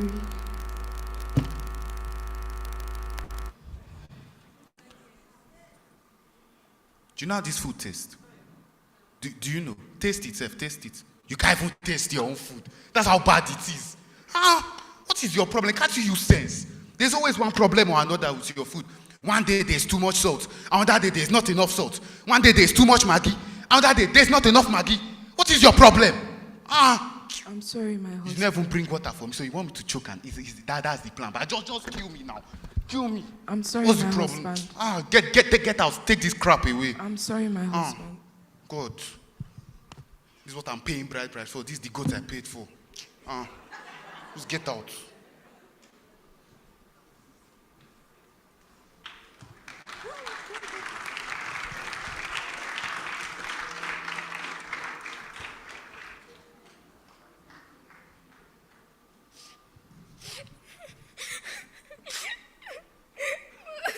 Oh my God, Zara, what happened to you? Have a seat, have a seat.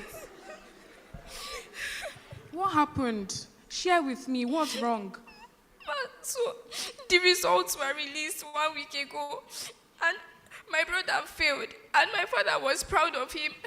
But when I showed him my results, he tore his and told me I'm not going back to school anymore. Do you mean your father, Mr. Dixon, the man that I know? He donates to this school all the time, and you mean in his home, he performs male to female preference? I know you won't believe me, but it's true. He also bullies my mom. I can't believe this. I need to follow you home to see what's really happening. Yes, please. Come on, let's go.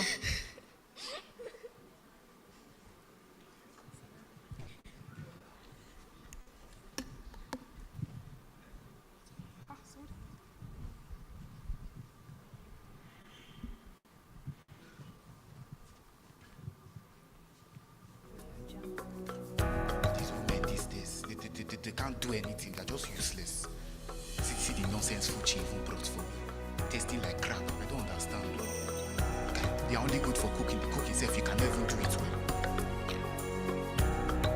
What's the problem this time? My husband, I've been thinking about something. I really want to work so that I can contribute in the household. I don't want to stay at home anymore. Did you just hear yourself? You want to work. Does that make sense to you? You want to go and work because the money I earn for this house is not enough, ba. So I will come back from this house. I will cook my own food. I will sweep the house by myself. You are very stupid. Let me just let you know. You don't have sense. Oh my God. Guy, you don't used to use sense. Guy, let me just let you know your work, it is in my bedroom and in the kitchen. No! Mr. Dixon, how dare you say that to this woman? How dare you? You cannot tell your wife that her work is only in the kitchen. That is highly disrespectful. Jesus. This is how he actually is. I've been telling him since. I've been warning him. I nearly went to jail for life for nearly killing my wife. And she's the one that came to the prison cell to beg for them to bail me. Can you imagine? And I've been warning you, stop this domestic violence, especially against your wife. Your wife. Mr. Dixon, this is highly embarrassing. A man of your stature, a man of your position in society. Despite the fact that you come out, you talk to people, this is who you are in your home, maltreating your wife, telling her that her place is only in your bedroom and your kitchen. Mr. Dixon, you should be ashamed of yourself. I am shaking to my bone marrow. I can't believe this. I feel like your wife deserves a very long apology for this. Baby. You know I love you. I didn't mean everything. I didn't mean what I did. I'm sorry. And as well, your daughter. No, don't worry. I won't bite you. Calm down. My daughter. You know you're my only daughter. I can't hate you. You know that. I love you and I'm sorry. In society today, let's stop every form of gender-based violence, male to female preference, rape, anything at all. Every gender is equal and everybody should be treated equally. Together, we end gender-based violence. Thank you. Audio Jungle.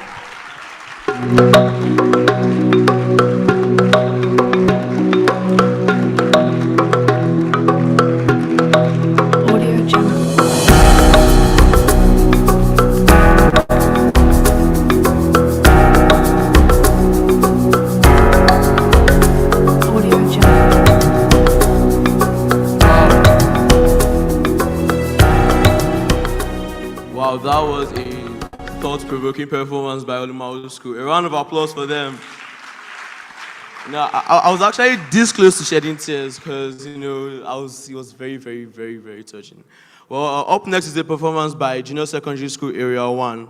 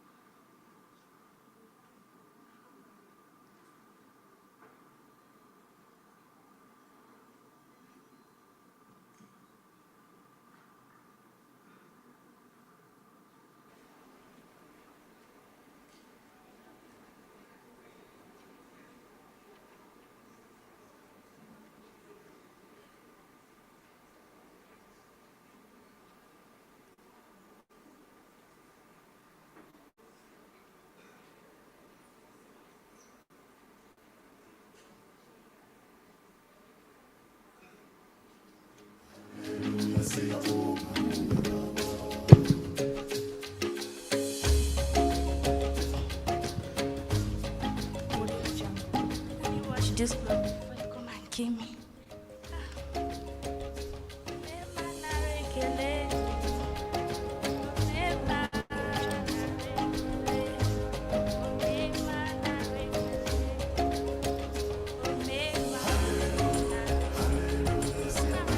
Back. What took you so long? Thank you. Help me and be rinsing that one. Man, right.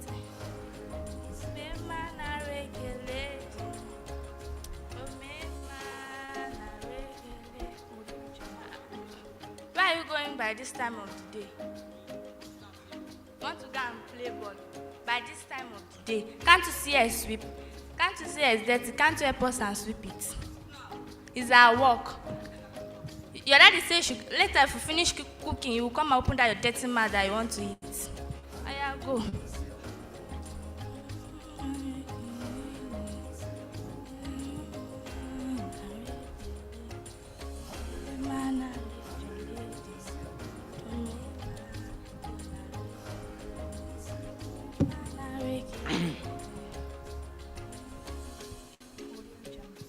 Good morning, my husband. You are awake? What is good about this morning? Wait, have you made my breakfast? It's on the fire. I went to go and fetch fire. It's on with fire. So because of this clothes, you tell me that you have been washing this clothes from 6 o'clock to this hour. It's your clothes now. It's my clothes. So you will not make breakfast because of these clothes. I will not have food to eat to go to work. It's on the fire. It's on with fire. I am talking. You are talking back to me. In my own house. She went to go and fetch fire. Why can't both of you go yesterday? That is because I went to the market. That's because you see you. This woman, you are going back to your father's house. I'm sorry. Today, you are going back to your father's house. I'm sorry. I am talking, you are talking back to me. I am talking, you are talking back to me. You are talking back to me. You are talking back to me. And you, like mother, like daughter, I am talking, you are talking back to me. You now have the audacity to talk back to me. Wait, you see what I'm going to do to you. If you survive this incident, you are going back to your father's house. If you survive this incident. Excuse me, what do you think you're doing? Police, this is the man that has been beating his wife every day. She does not have a right as a wife. She does not have a right as a mother. Police, this cannot be accepted in our society. This man has to go to jail. Police, arrest him right now. Sorry. Good day, sir. Good day. How may I help you, sir? Sir, we're here to arrest you for the continuous beating of your wife.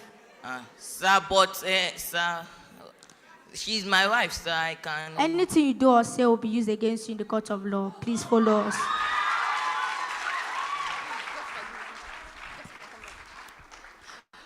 I'd love to say to every schools, stop I would love to say it to every school. When you see something, you say something.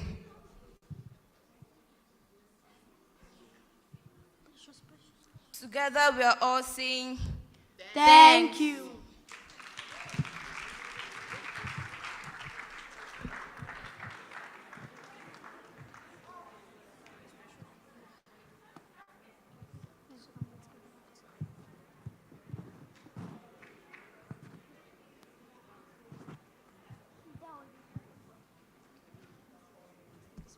That was very beautiful. A round of applause for them. All right.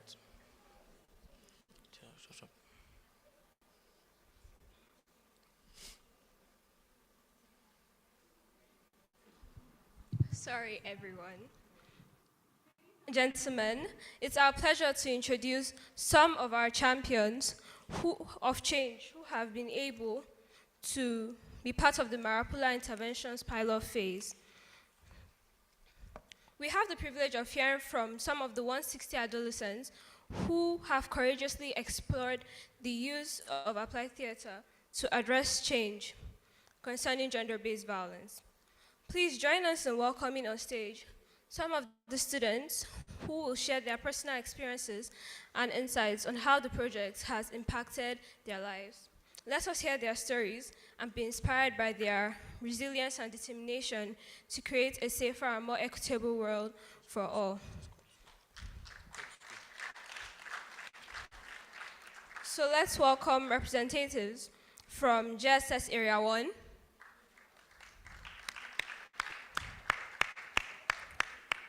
JSX Paduma,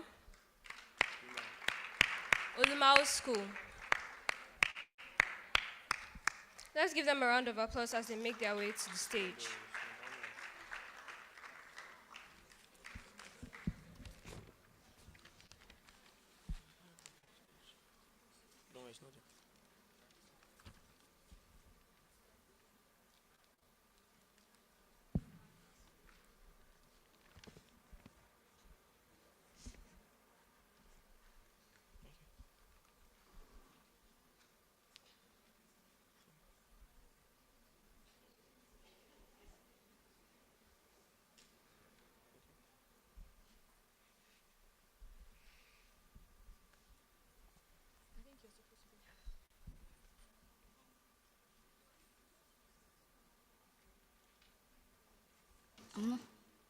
I prefer this one.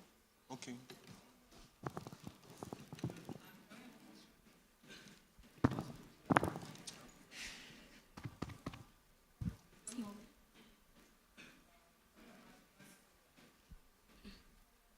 You can just drop it.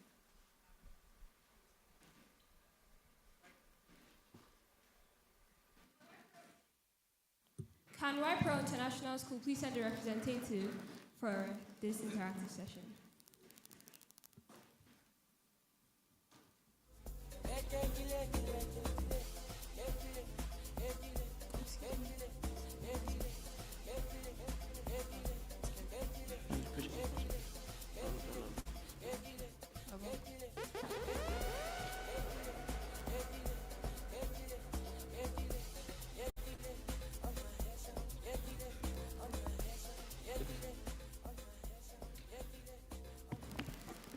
Thank you very much. So, to start off, can each of you please introduce yourself, your name, and which school you are representing?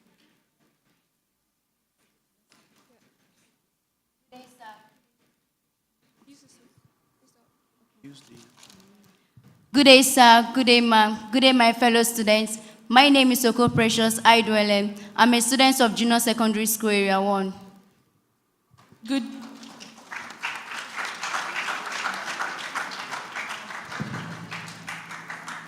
Good day, audience. My name is Ego Egbe Lucia, and I'm a student of Olumau School.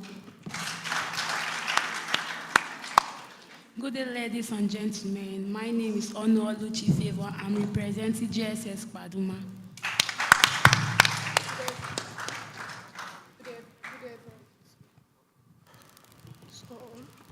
Good day, everyone. I'm Richard Goshen from Y Pro International School of Abuja. All right. Thank you all. So this session will be about knowing your experiences and your insights from this Maru-a-pula project so far, so good. Okay? So I'll start with you. Okay, Favor. What is your perspective on gender-based violence? Is there anything that you would like to do differently about it? What is your perspective on gender-based violence? What do you think gender-based violence is?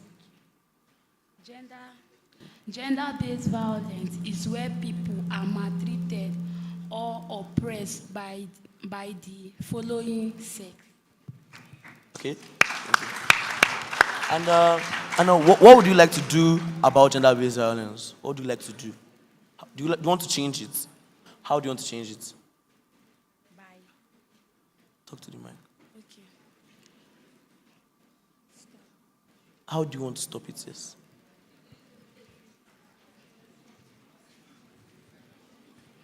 Take your time. Do you like gender-based violence? All right. Thank you. Thank you for your thank you. So we'll come back to you.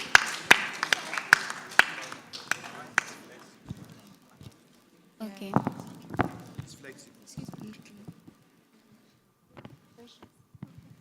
So let's start with you, Lucia. Lucia. It's my bad, sorry. Can you share with us what your experience was like during the Maru-a-pula workshop at your school?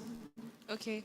The Maru-a-pula project was a very interactive project. I really like the fact that it was interactive because it exposed me to various aspects of theater art that I did not know before. And not only did it expose me to this aspect of theater art, it introduced a way of solving problems through this theater art. So it shows us that we can be very innovative with what we do, with the words we say, with the actions we make, because the use of frozen pictures or drama or theater, it's abstract, the way people think about these things, and use it to change societal problems and issues. So I think it was a very good project, and it's very effective. Precious, we would love to know how this experience impacted your understanding and approach to addressing gender-based violence. Okay, ma. Gender-based violence, when Mr. Daminola came to our school, although I know about violence, but I don't know about gender-based violence, he came and talked to us, taught us about gender-based violence, and from them I know how to define gender-based violence. That gender-based violence is a domestic or harm against women, men, or children. But in our society today, women are mostly abused, or they are the main victims. I know that there are other forms of gender-based violence, which are physical violence, emotional violence, sexual violence, and economic violence.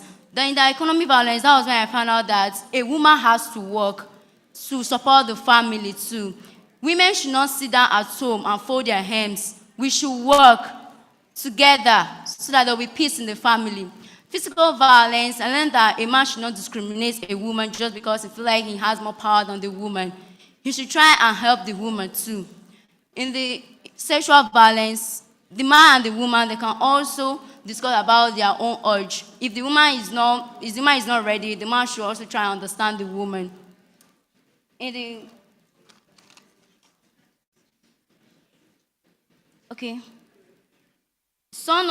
Some common gender-based violence in Nigeria, they are the physical violence, whereby the man is beating the woman, hitting, pushing, and kicking. Sexual violence, such as harassment and rape.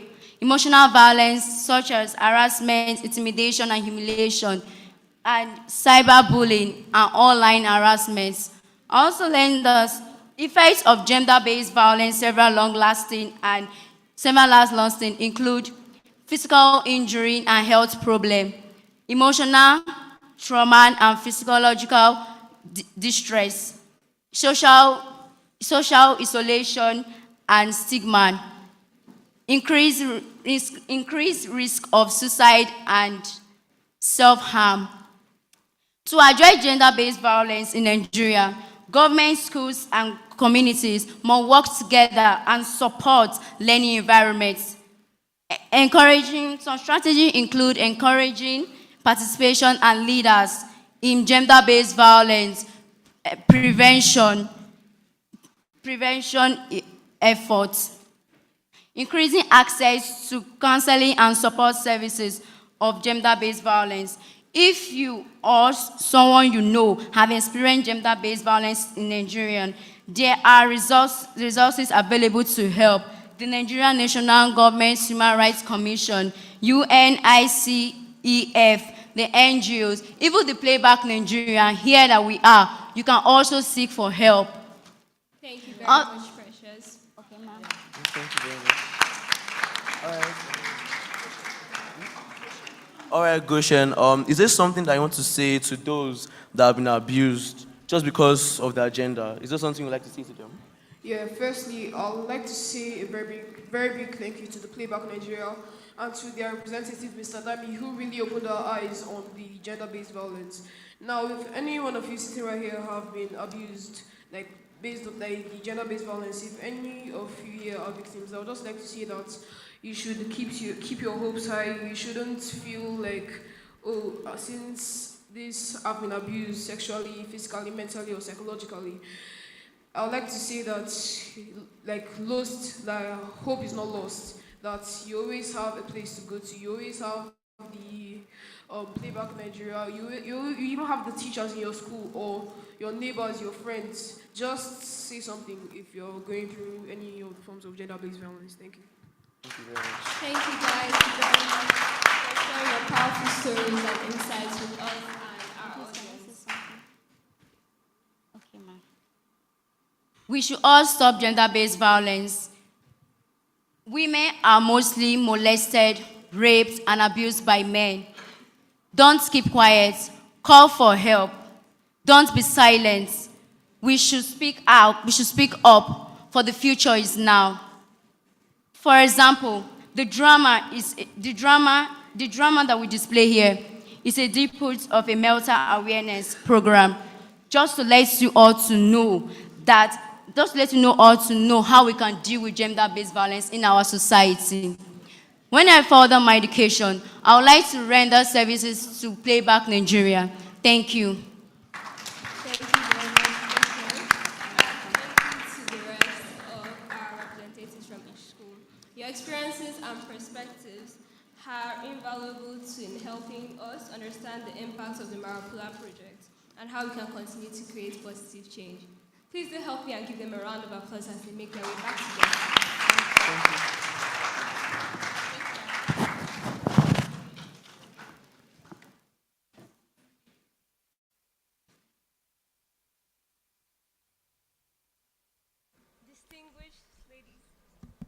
Distinguished ladies and gentlemen, it's time for a powerful performance that will resonate with our collective desire to create a safer and more equitable society.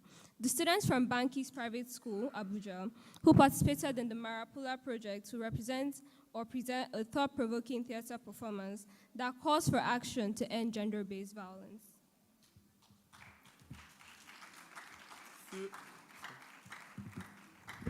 Through their performance, they will urge policymakers and the government to enforce existing laws that protect the rights of women, the rights of education in Nigeria. Let us bear witness to the creativity, passion, and commitments to creating positive change. Please join me in welcoming the students from Banki's Private School, Abuja, to the stage. Let the performance begin.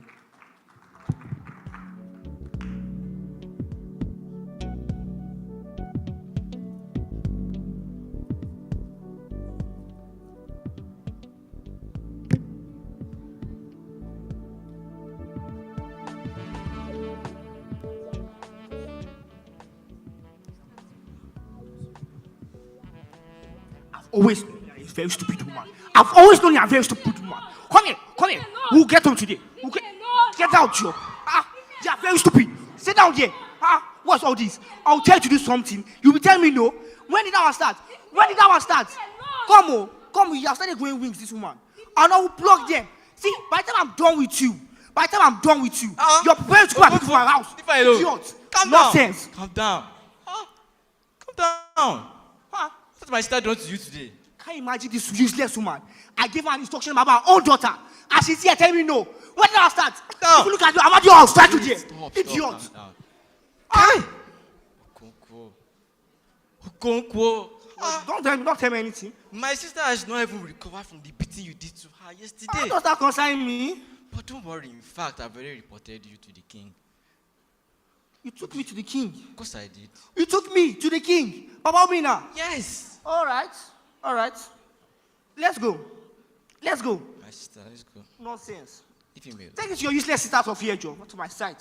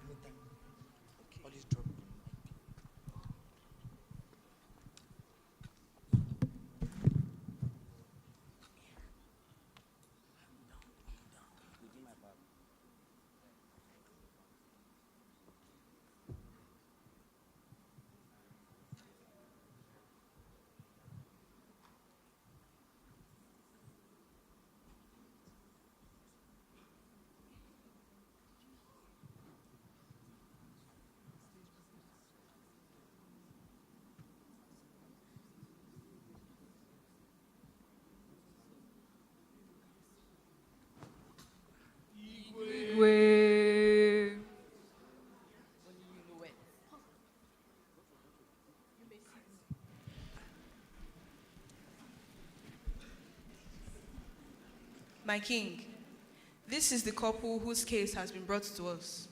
They have come for us to settle it today. Okay. Chief Nonso, you have heard about this case. What do you have to say? Thank you, my king. My king, as our people do say, a child that does not allow his mother sleep, he too will not sleep. Similarly, a wife that lacks home training must surely be disciplined by the husband. Am I not speaking? Am I not talking? You are speaking. You are speaking. Am I not talking? Why would a man beat up his wife? See this one. Did he give birth to her? What are you saying? Oh. What are you saying? Is she his property? I don't know. Is she an animal? How? No. No. Palm wine. You like palm wine? Who put this here? Yes, my king. It was also reported that Okonkwo here is marrying off his daughter to Chief Azuka to pay his debts. This is wrong. A woman should be allowed to make the decision by herself. Exactly. No. Chief Nonso, no. You cannot say that.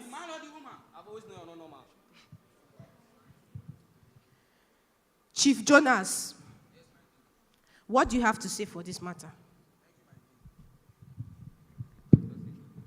My king, like our people will say, he who eats razor definitely will spit blood.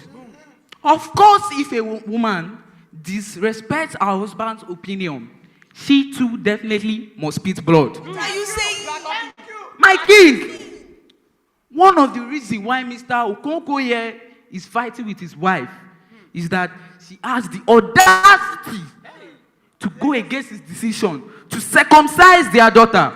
My king, have we forgotten our tradition? Who is the head of the family? What has been done for ages can never be wrong, my king.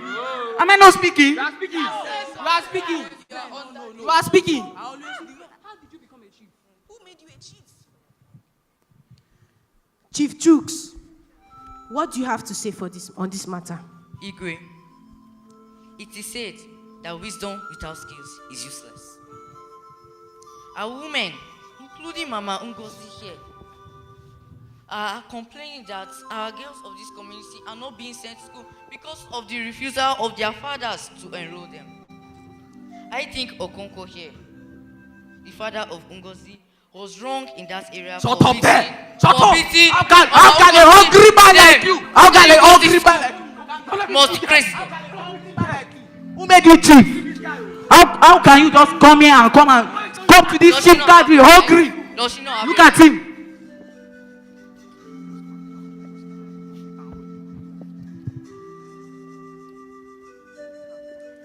My chiefs, I have heard what each and every one of you have to say. And I must say that times are changing. Human beings created tradition, and we must change these traditions in alignment with time. So therefore, from this day forward, in Umundi Kingdom, any man that marries off his daughter and she is under the age of 18 will be banished from this kingdom.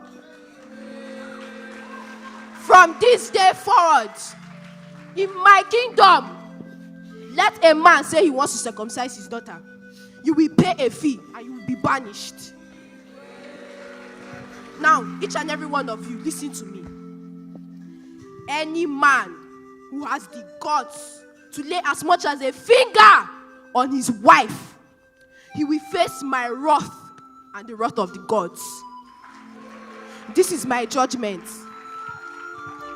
The king has spoken, so shall it be.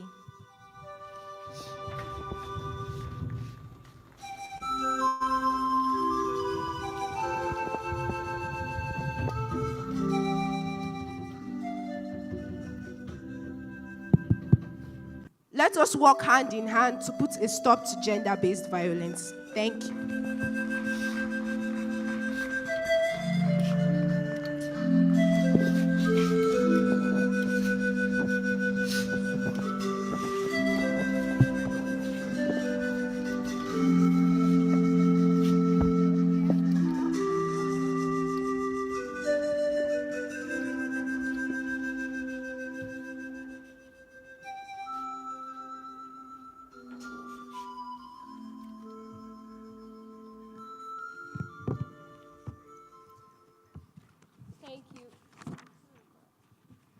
Thank you very much, Banki's Private School. Benga, I'm sure that you will concur that this performance was exceptional and thought-provoking, compelling us to pre-examine our cultural and harmful traditional practices and strive for a treatment and a transformative shift that prioritizes the rights and empowerment of both men and women in our society. Tahila, I couldn't agree more. That was a powerful and moving performance by the students from Banki Private School, Abuja. It is clear that they have internalized the heart of the Maru-a-pula project and are now advocates of change. The performance was a poignant reminder that our cultures and traditions must adapt to recognize and respect the rights and dignity of women and girls. We must continue to challenge harmful gender stereotypes and work towards the society that values and performs and empowers all individuals equally. The future of Nigeria depends on it.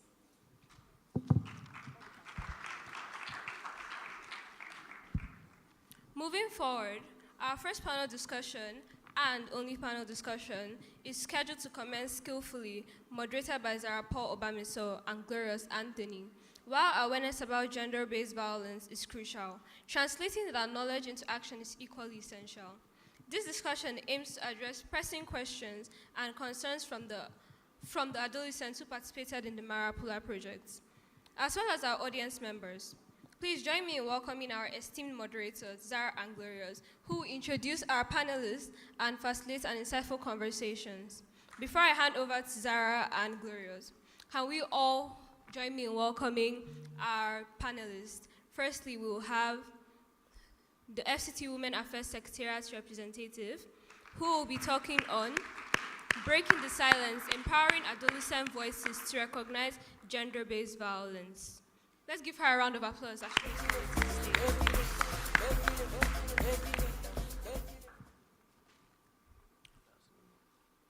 Next, we have the AIG, Aishatu Abubakar Baju, OON MNI of Nigerian Police Force and Gender Advisor, talking on reporting gender-based violence, Nigerian Police Force Gender Units. Talking on from bystanders to upstanders, engaging adolescents, boys in gender-based violence, we have Mr. Ibrahim Nuruddin, the Program Officer, Prevention and Mitigation Services, UN Women Nigeria.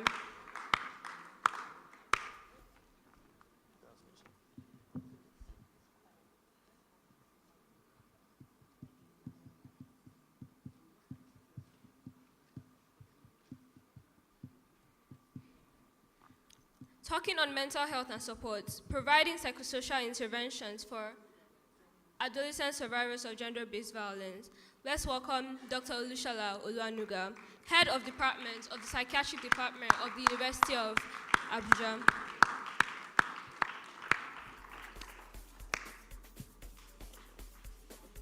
Engaging parents and caregivers, how adolescents can involve adults in gender-based violence. Let's welcome the Federal Ministry of Women Affairs. Okay. She is not around, so we'll be having the UNFPA Nigerian Gender Unit, who will be talking on the importance of safe spaces, creating supportive environments for adolescent gender-based survivors. Ms. Hafsat, sorry. Just to be clear, we'll be joining the two panel discussions of the day as one because of time.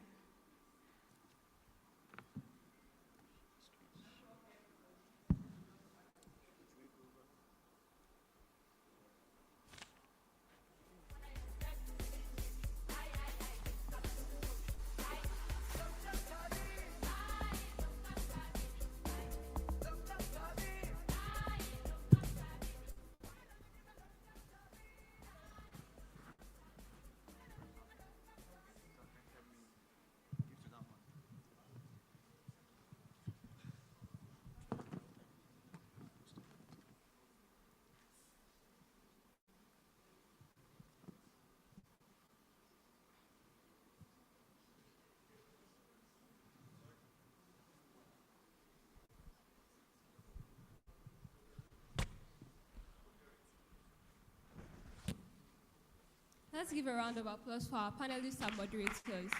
We'll be handing over to Zara and Glorious. Do enjoy.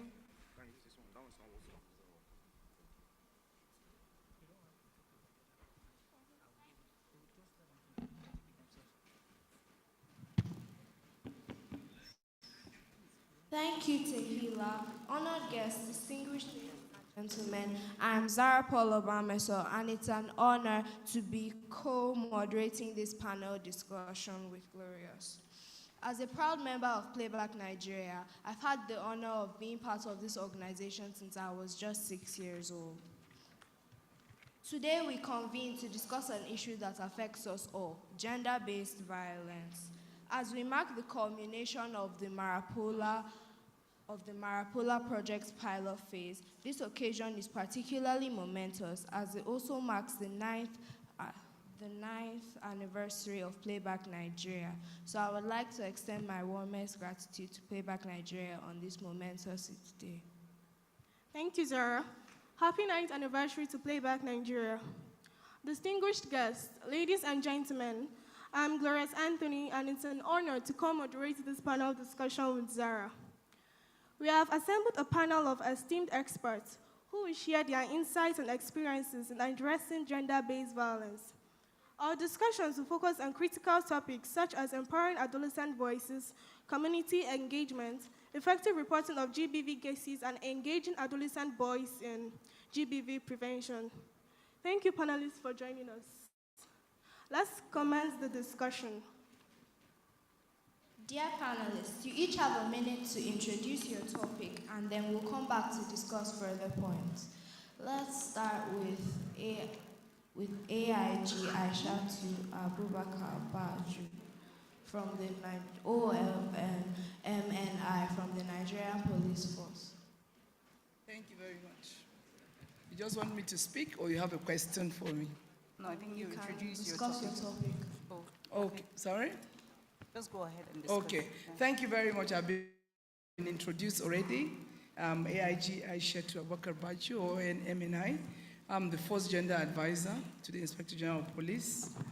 And I'm going to be speaking about reporting gender-based violence, right? Yes. Okay, so you want me to just speak about it? Yes, please. Okay, good. Thank you very much. I was a bit worried, actually, when one of our students, I think it's the second to the last team that spoke, and she was talking about line of report, and she missed out the police. Well, thank you. It's a pleasure to be here this morning, my colleagues and our wonderful students. It's a very, very big privilege for me to be here this morning. I can't give it up for anything because I like a situation whereby I talk to children, especially on this very critical topic of gender-based violence and then reporting gender-based violence. I just have some few things that I scribble so that I don't forget them. Reporting gender-based violence by students or by anybody is very crucial, very, very important. The reason being that if you do not report, the relevant authorities will not be able to know, especially for our children, they will not be saved or they will not be protected against gender-based violence. So it's very, very key to report, whether it's at home, if it's happening at home, it's happening in school.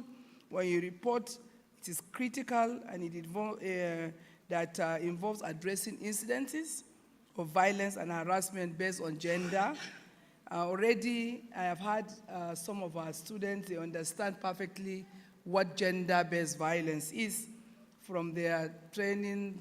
Good job to Playback Nigeria. Our children now understand what gender-based violence means. It could include physical, right? Physical abuse, sexual abuse, emotional, psychological, and sometimes it happens even in school, where the children were expecting them to be safe. It happens in our schools these days, it happens in our homes, and mostly it's people that our children trust most are the perpetrators of gender-based violence, especially on our children.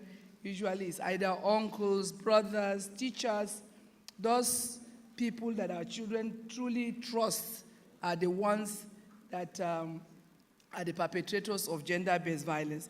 Now, why do we need to report gender-based violence? We need to report gender-based violence because of the safety, very important, and the well-being of our children, to ensure the safety, because when our children go to school, we believe that we should send our children and close our eyes, right? That they are safe. So, but if they are not safe, then it becomes a problem. So, and then their safety and well-being is threatened. So we want to ensure the safety and well-being of our children by addressing and preventing further incidences. Because if we report these cases, then you now put prevention measures, and also for accountability. We have to hold these perpetrators accountable to their action. Because if they do it today, they do it tomorrow, and you cover it up, then it becomes a problem. Especially the schools, sometimes they want to cover it up because they believe that when we open it up, that means the name of our school is spoiled. It is better for the name of the school to be spoiled than our children to be destroyed. So it is very, very important that we report for accountability so that those people that are the perpetrators of GBV will be accountable, they will be brought to justice. Then also, the reason why we need to report is that we have to give support to survivors. Those victims, we don't want to call them victims, we call them survivors, right? So to ensure that we give them support, providing them with access to necessary support services such as counseling, medical care, and legal assistance. And then the school environment, that's maintaining a safe, to make sure that all our schools, the school environment is safe and conducive for learning.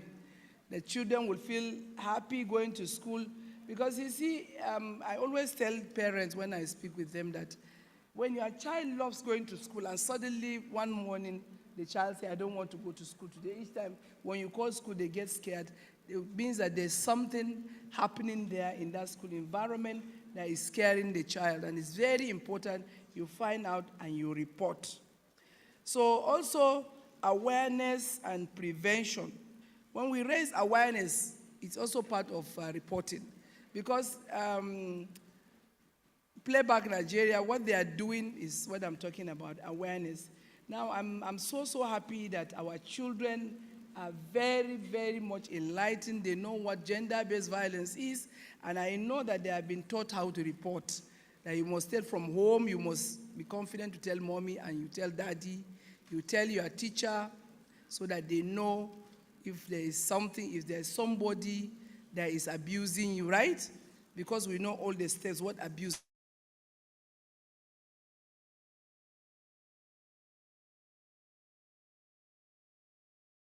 Comply with legal and regulatory requirements regarding the handling of gender-based violence. We have this, what we call, that was just launched, Safe School Program initiative that is brought with the Nigerian police. And we also have in every state of the Federation, we have gender desk officers. And in every division, we have what we call JWC, that is Juvenile, Women, and Child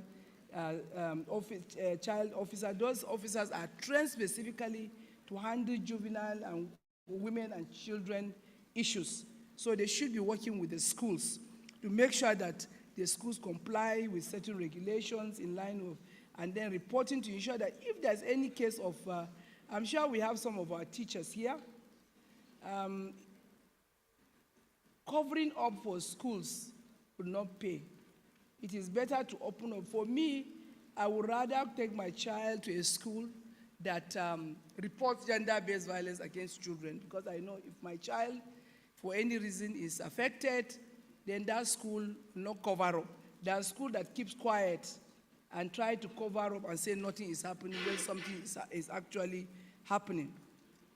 So basically, reporting gender-based violence is a critical step in fostering a safe, respectful, and equitable environment for all our students. So I want to tell you today that don't forget, when you think about people that you need to report,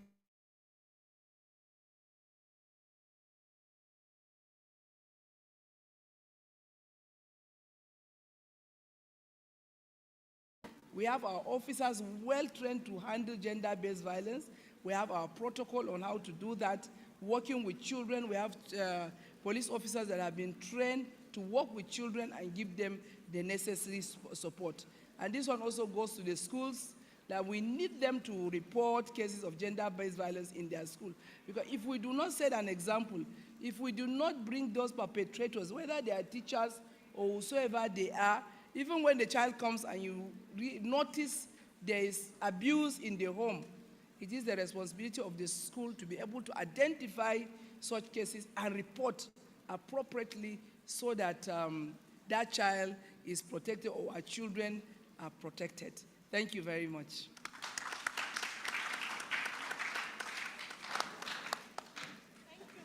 Thank you.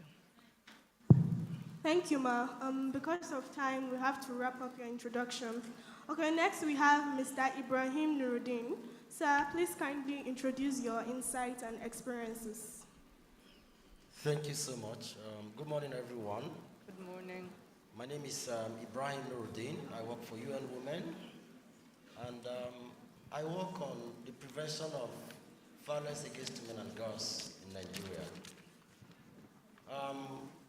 From bystanders to upstanders, engaging adolescent boys in the prevention of gender-based violence. I think the drama piece that we saw last has really elucidated on everything I should be telling young boys today. One is that being a boy is just a matter of the selection of chromosomes, and that does not in any way accord you a special right. So in the first place, I need us to understand that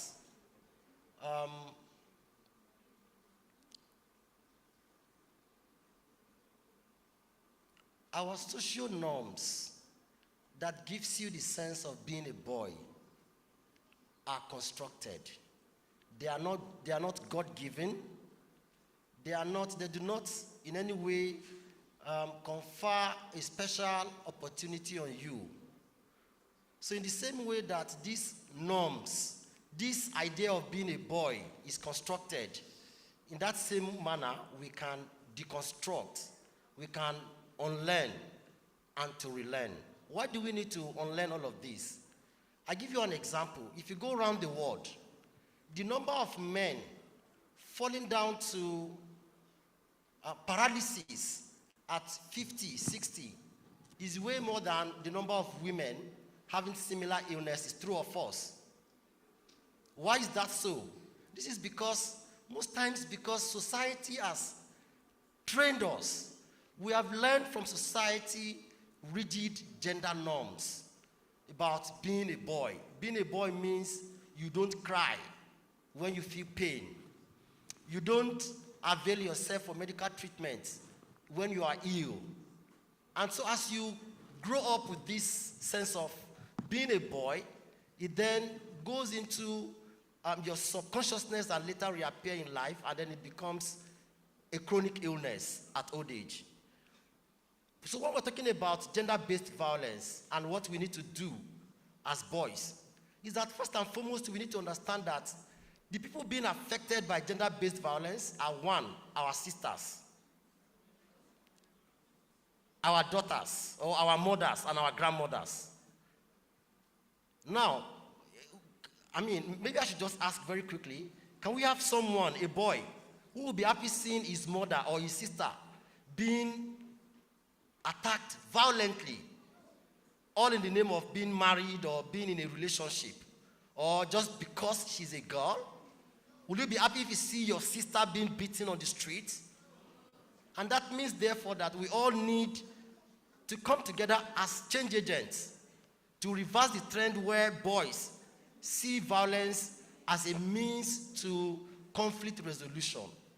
We need to have better approaches to how we resolve conflict with our female colleagues or classmates or even siblings at home.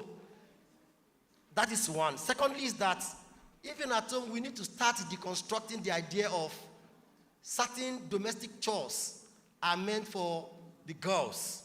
For instance, please go home today to understand that cooking is not a gender role specifically for girls. Everyone feels hungry, true or false. Therefore, cooking should be a life skill for everyone. Sweeping, if the house is dirty, for instance, and it can attract communicable or even non-communicable diseases into the household, what do we need to do? Do we stand by to say, because, oh, me, I'm a boy, I don't sweep, then we allow it to fester and we get, then everyone gets sick in the household? So we need to start thinking differently. Our culture, our norms, our traditions can change. Just like the drama piece we saw last has really informed us. So there's nothing so God-given about our culture, about being a boy. And to be adaptable, to be adaptive does not mean you are weak. That you sweep in the house, you wash plates in the house, you cook, does not make you a weak boy. I mean somebody who does not have the esteem of being a boy. So we need to do better. We can change the narrative to becoming upstanders in preventing gender-based violence. Most importantly, I want every boy who is here today to agree that you're not going to be a perpetrator of gender-based violence. It is a commitment, and we can live by this commitment. And lastly, just before I end this, I'd like to commend Playback Nigeria for this initiative, for helping to catch everyone young. It's important that we're doing this, and I wish you well. Thank you. Thank you, sir, for such wonderful insight. From the FCT Women Affairs Secretariat, we have Ms. Bonire Deborah. Ma, please, can you introduce your insights and experiences?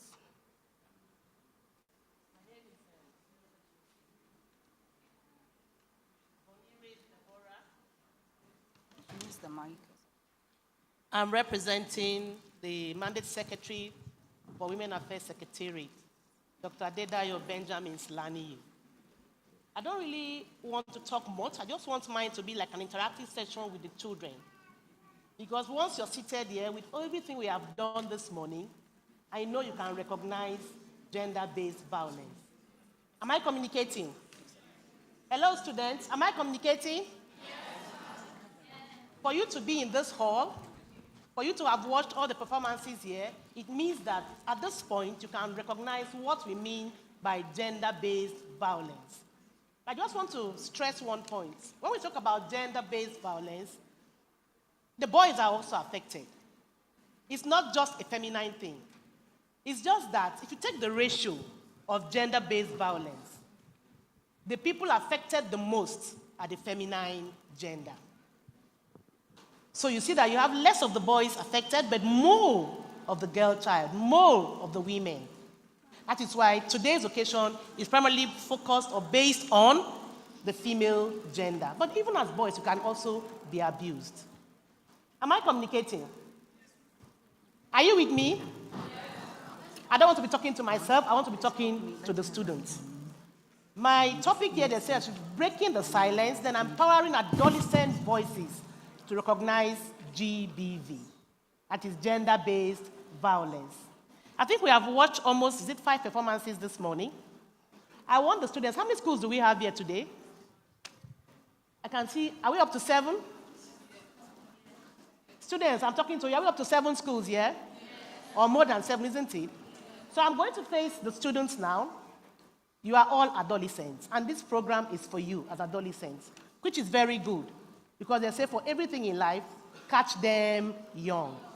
Catch them what? Young. Now, I might be talking, I can be here and be talking for the next 1 hour, 2 hours. What I'm saying might not even make an impression on you as much as what you've watched. They said visual enters the brain. Visual sits more with the human. Visual lasts longer. Just like the man said earlier, I think the MC said earlier, that what you watch, what you've seen, lasts longer with you. Am I right? Students, am I right? Now I'm going to throw this question back to you. From all the scenes that we watched this morning, I want some students to pick one act of gender-based violence that you have witnessed today. Let me see whether you're in tune with what we are doing. I want reactions from the students now. Yes, please, can they give them microphones? Let us bring out or highlight gender-based violence from what we've seen. Please, can we have a microphone? Stand up, okay? Hello? Your name and your school?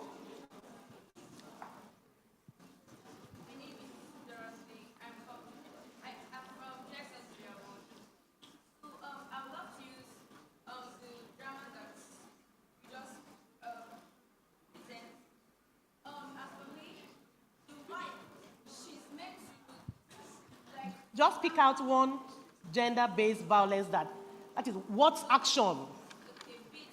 Beating. Another person? Another person? Yes? Stand up. Your name?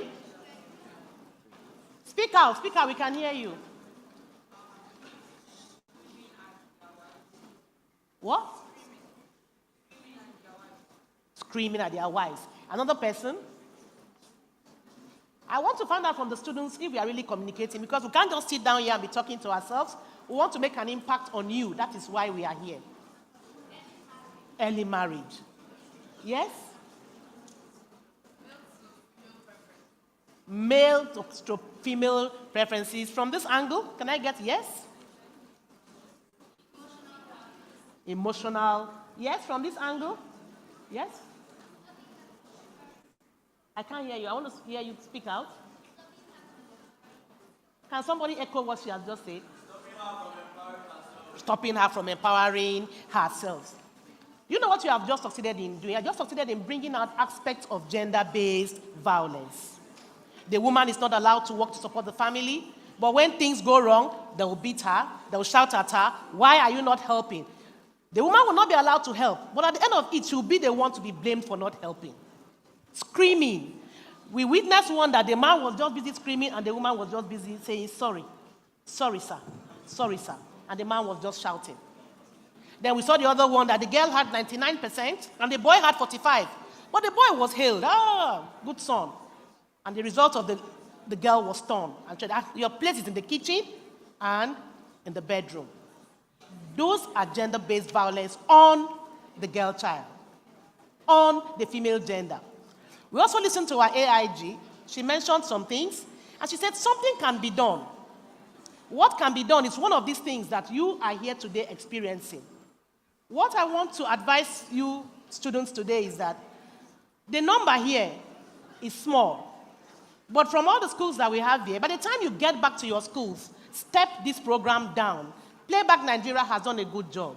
But you too have to act on what they have done to spread the message. So you have to step down this program to your individual schools.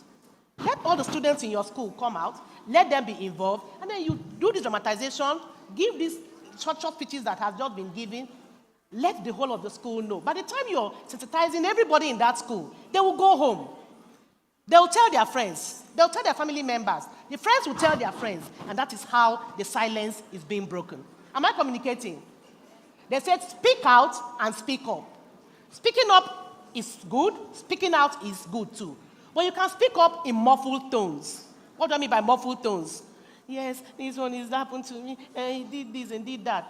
But you can speak out. Speak out means you're bold about it. You're firm about what you're saying. You shout it out. I don't want this. It's not good for me.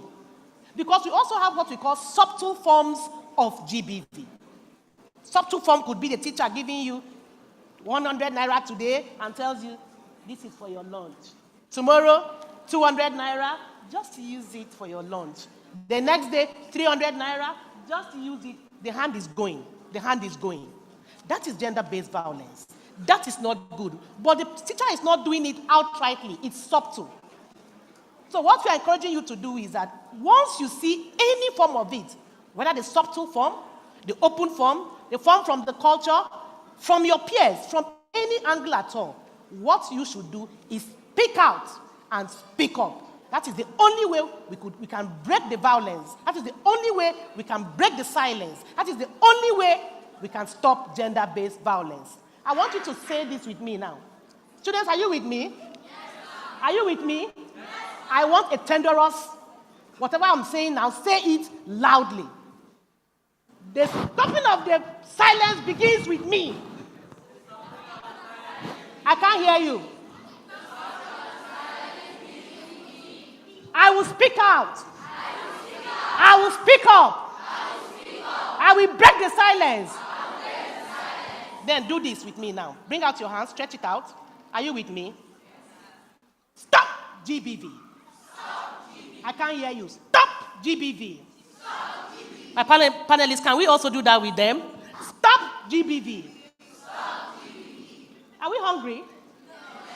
Let's do it one last time. Stop GBV.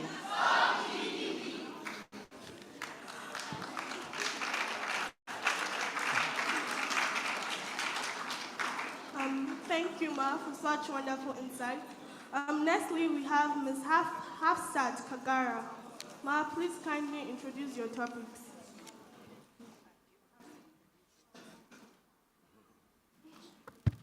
Okay. Can you all hear me? All right. Good afternoon now. I think it's afternoon.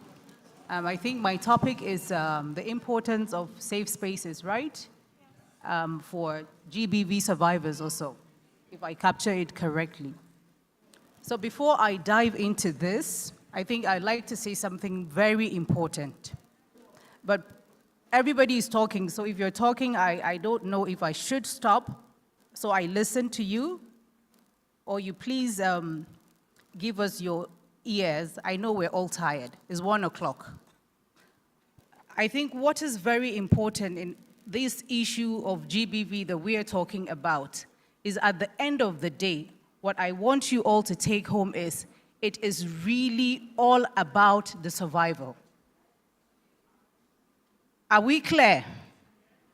It is only your primary role or your sole role is to ensure that the survivor is safe.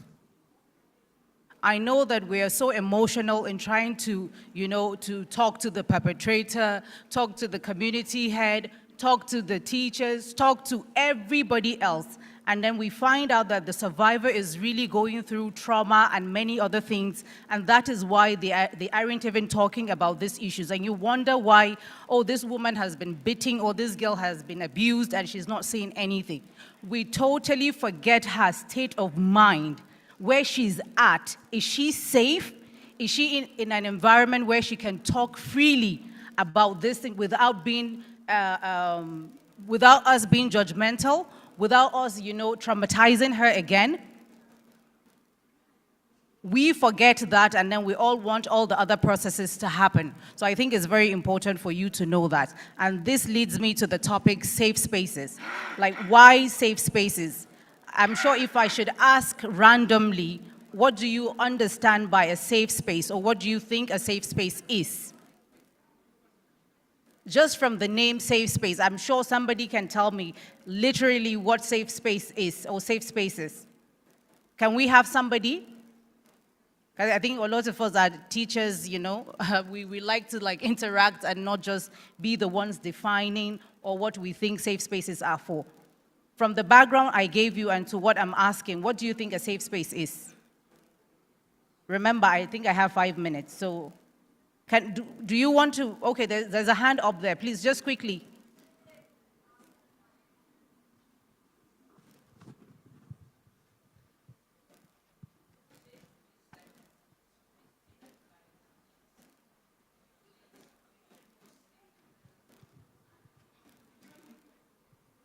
A place where you feel safe. Please, a round of applause for him. Because I think the entire idea and the strategy why I think we started to create safe spaces is really for the protection of survivors or anybody who has undergone any type of violence or in crisis area. I think it's really for protection, for empowering of women and girls, really, so that they are able to talk about the issues and also find refuge in some of these spaces where they don't feel that people are being judgmental. I can come and talk about many things that I would naturally maybe would not tell my parents or what I wouldn't even discuss with my husband. So that's the entire idea behind safe spaces.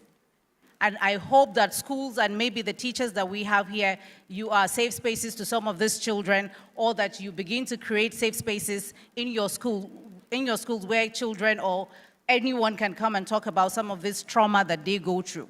So the main thing I'm here for is really to tell you the importance of safe spaces. And I think that by just talking about this generally, you already are beginning to pick one or two things why safe spaces are really very important. But I think what is most important, or something that I haven't said here, it's for really, number one, is for access to resources.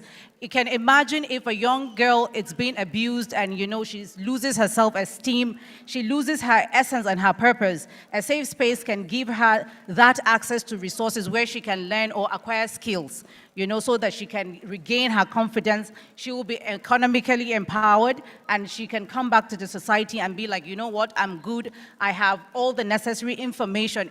In fact, sometimes it's really not the economic aspect of it, but just having information about where to go to, where to seek psychosocial support or even legal services.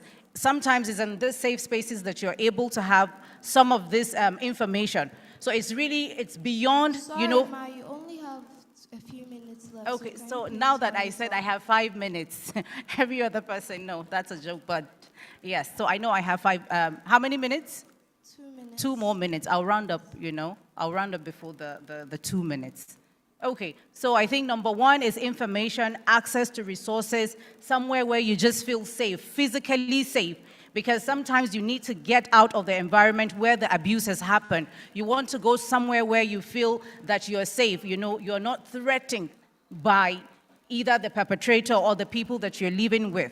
So I guess in a nutshell, those are the basic reasons why we have safe spaces. They said I shouldn't talk too much, but the last one is also the community safety, where you can share your stories. People who have gone through the same things, once you hear their own story, I think it gives you some kind of relief that I'm not the only one in this situation. Others too are facing the same thing. And then you begin to come up with solutions on how you go about things. So on this note, I'd like to stop.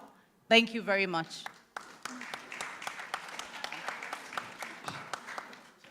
So sorry, Ma, we had to cut you short there. No, fine. Lastly, we have Dr. Olushola Oluwanuga. Ma, please introduce your topics and insights. Good afternoon, ladies and gentlemen, boys and girls. My name is Shola Oluwanuga. I'm a psychiatrist. That means I'm a doctor with specialization in mental health. So I think